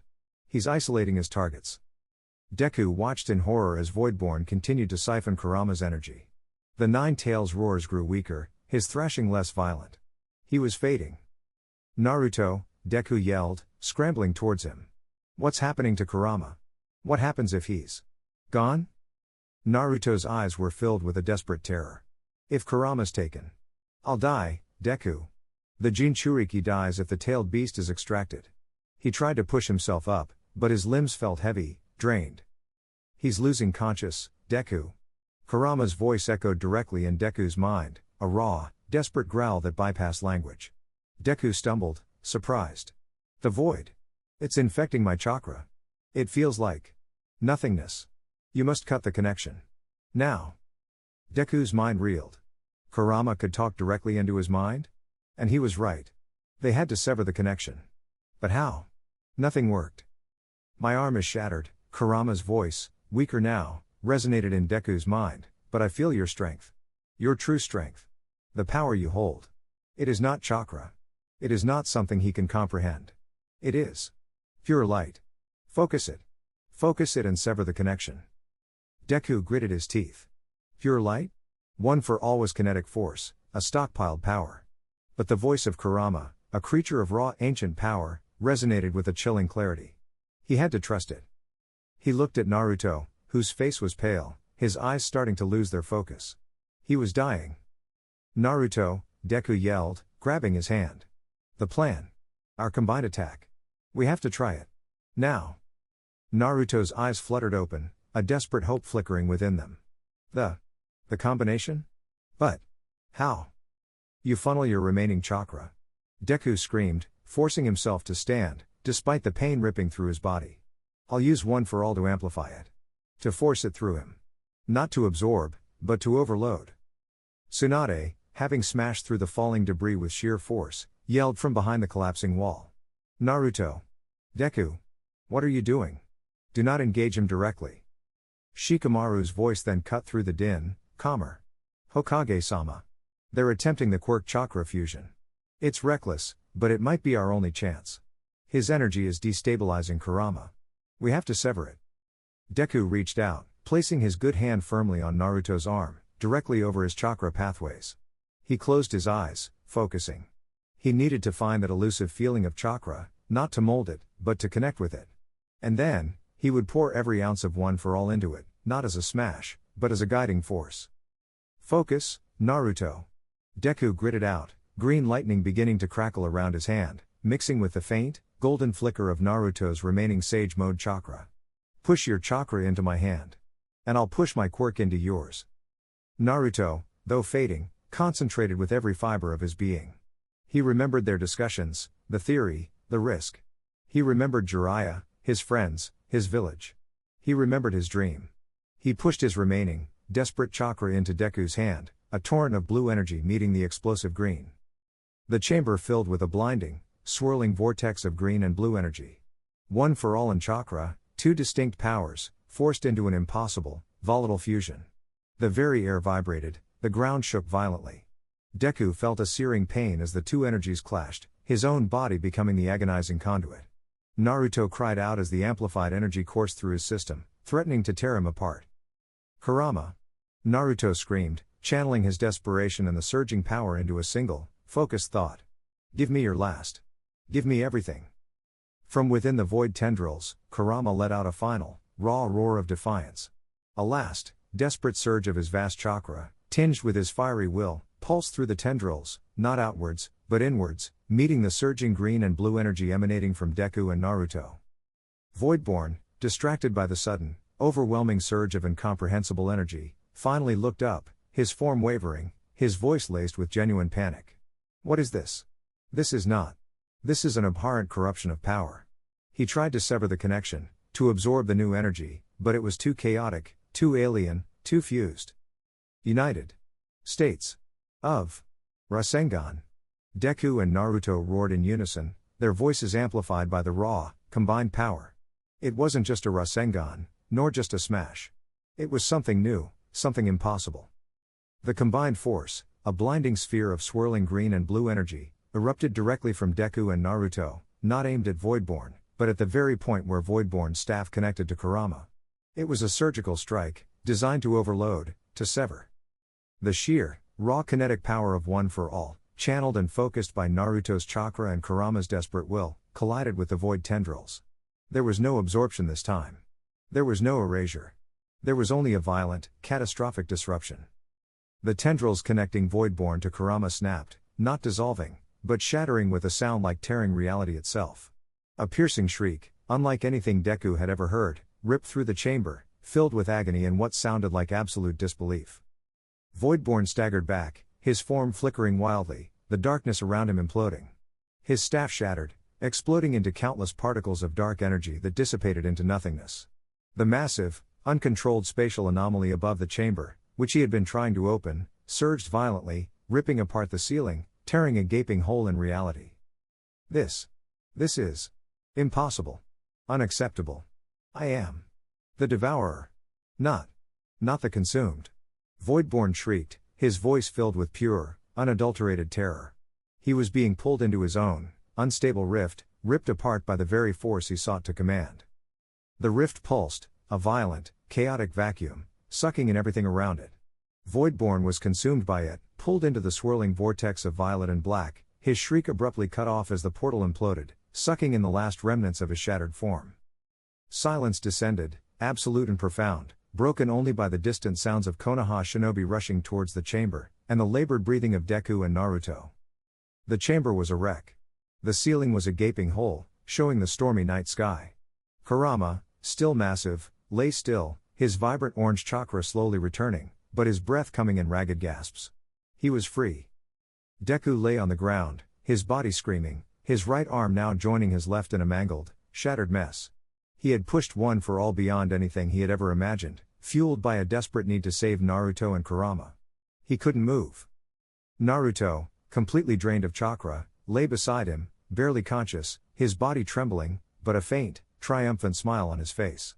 We did it, Deku, he whispered, before succumbing to unconsciousness. Tsunade and the other shinobi rushed in, their faces etched with horror at the devastation, then relief as they saw Kurama was recovering, and Deku and Naruto, though injured, were alive. Get them to the hospital. Immediately, Tsunade roared, her medical chakra already flowing, preparing to heal her precious, reckless grandson and his impossible ally. Deku drifted in and out of consciousness as he was carefully lifted onto a stretcher. He saw Kurama, slowly beginning to stir, his massive head turning towards him, a faint, silent nod of gratitude in his powerful eyes. He saw the anxious faces of the Konoha shinobi, their initial suspicion replaced by awe and deep respect. He had landed in an unknown world, met a brash, loud ninja, and together, they had faced a cosmic threat. Their powers had collided, fused, and achieved the impossible. He had saved a tailed beast, protected a village, and truly, unexpectedly, forged a bond that transcended dimensions.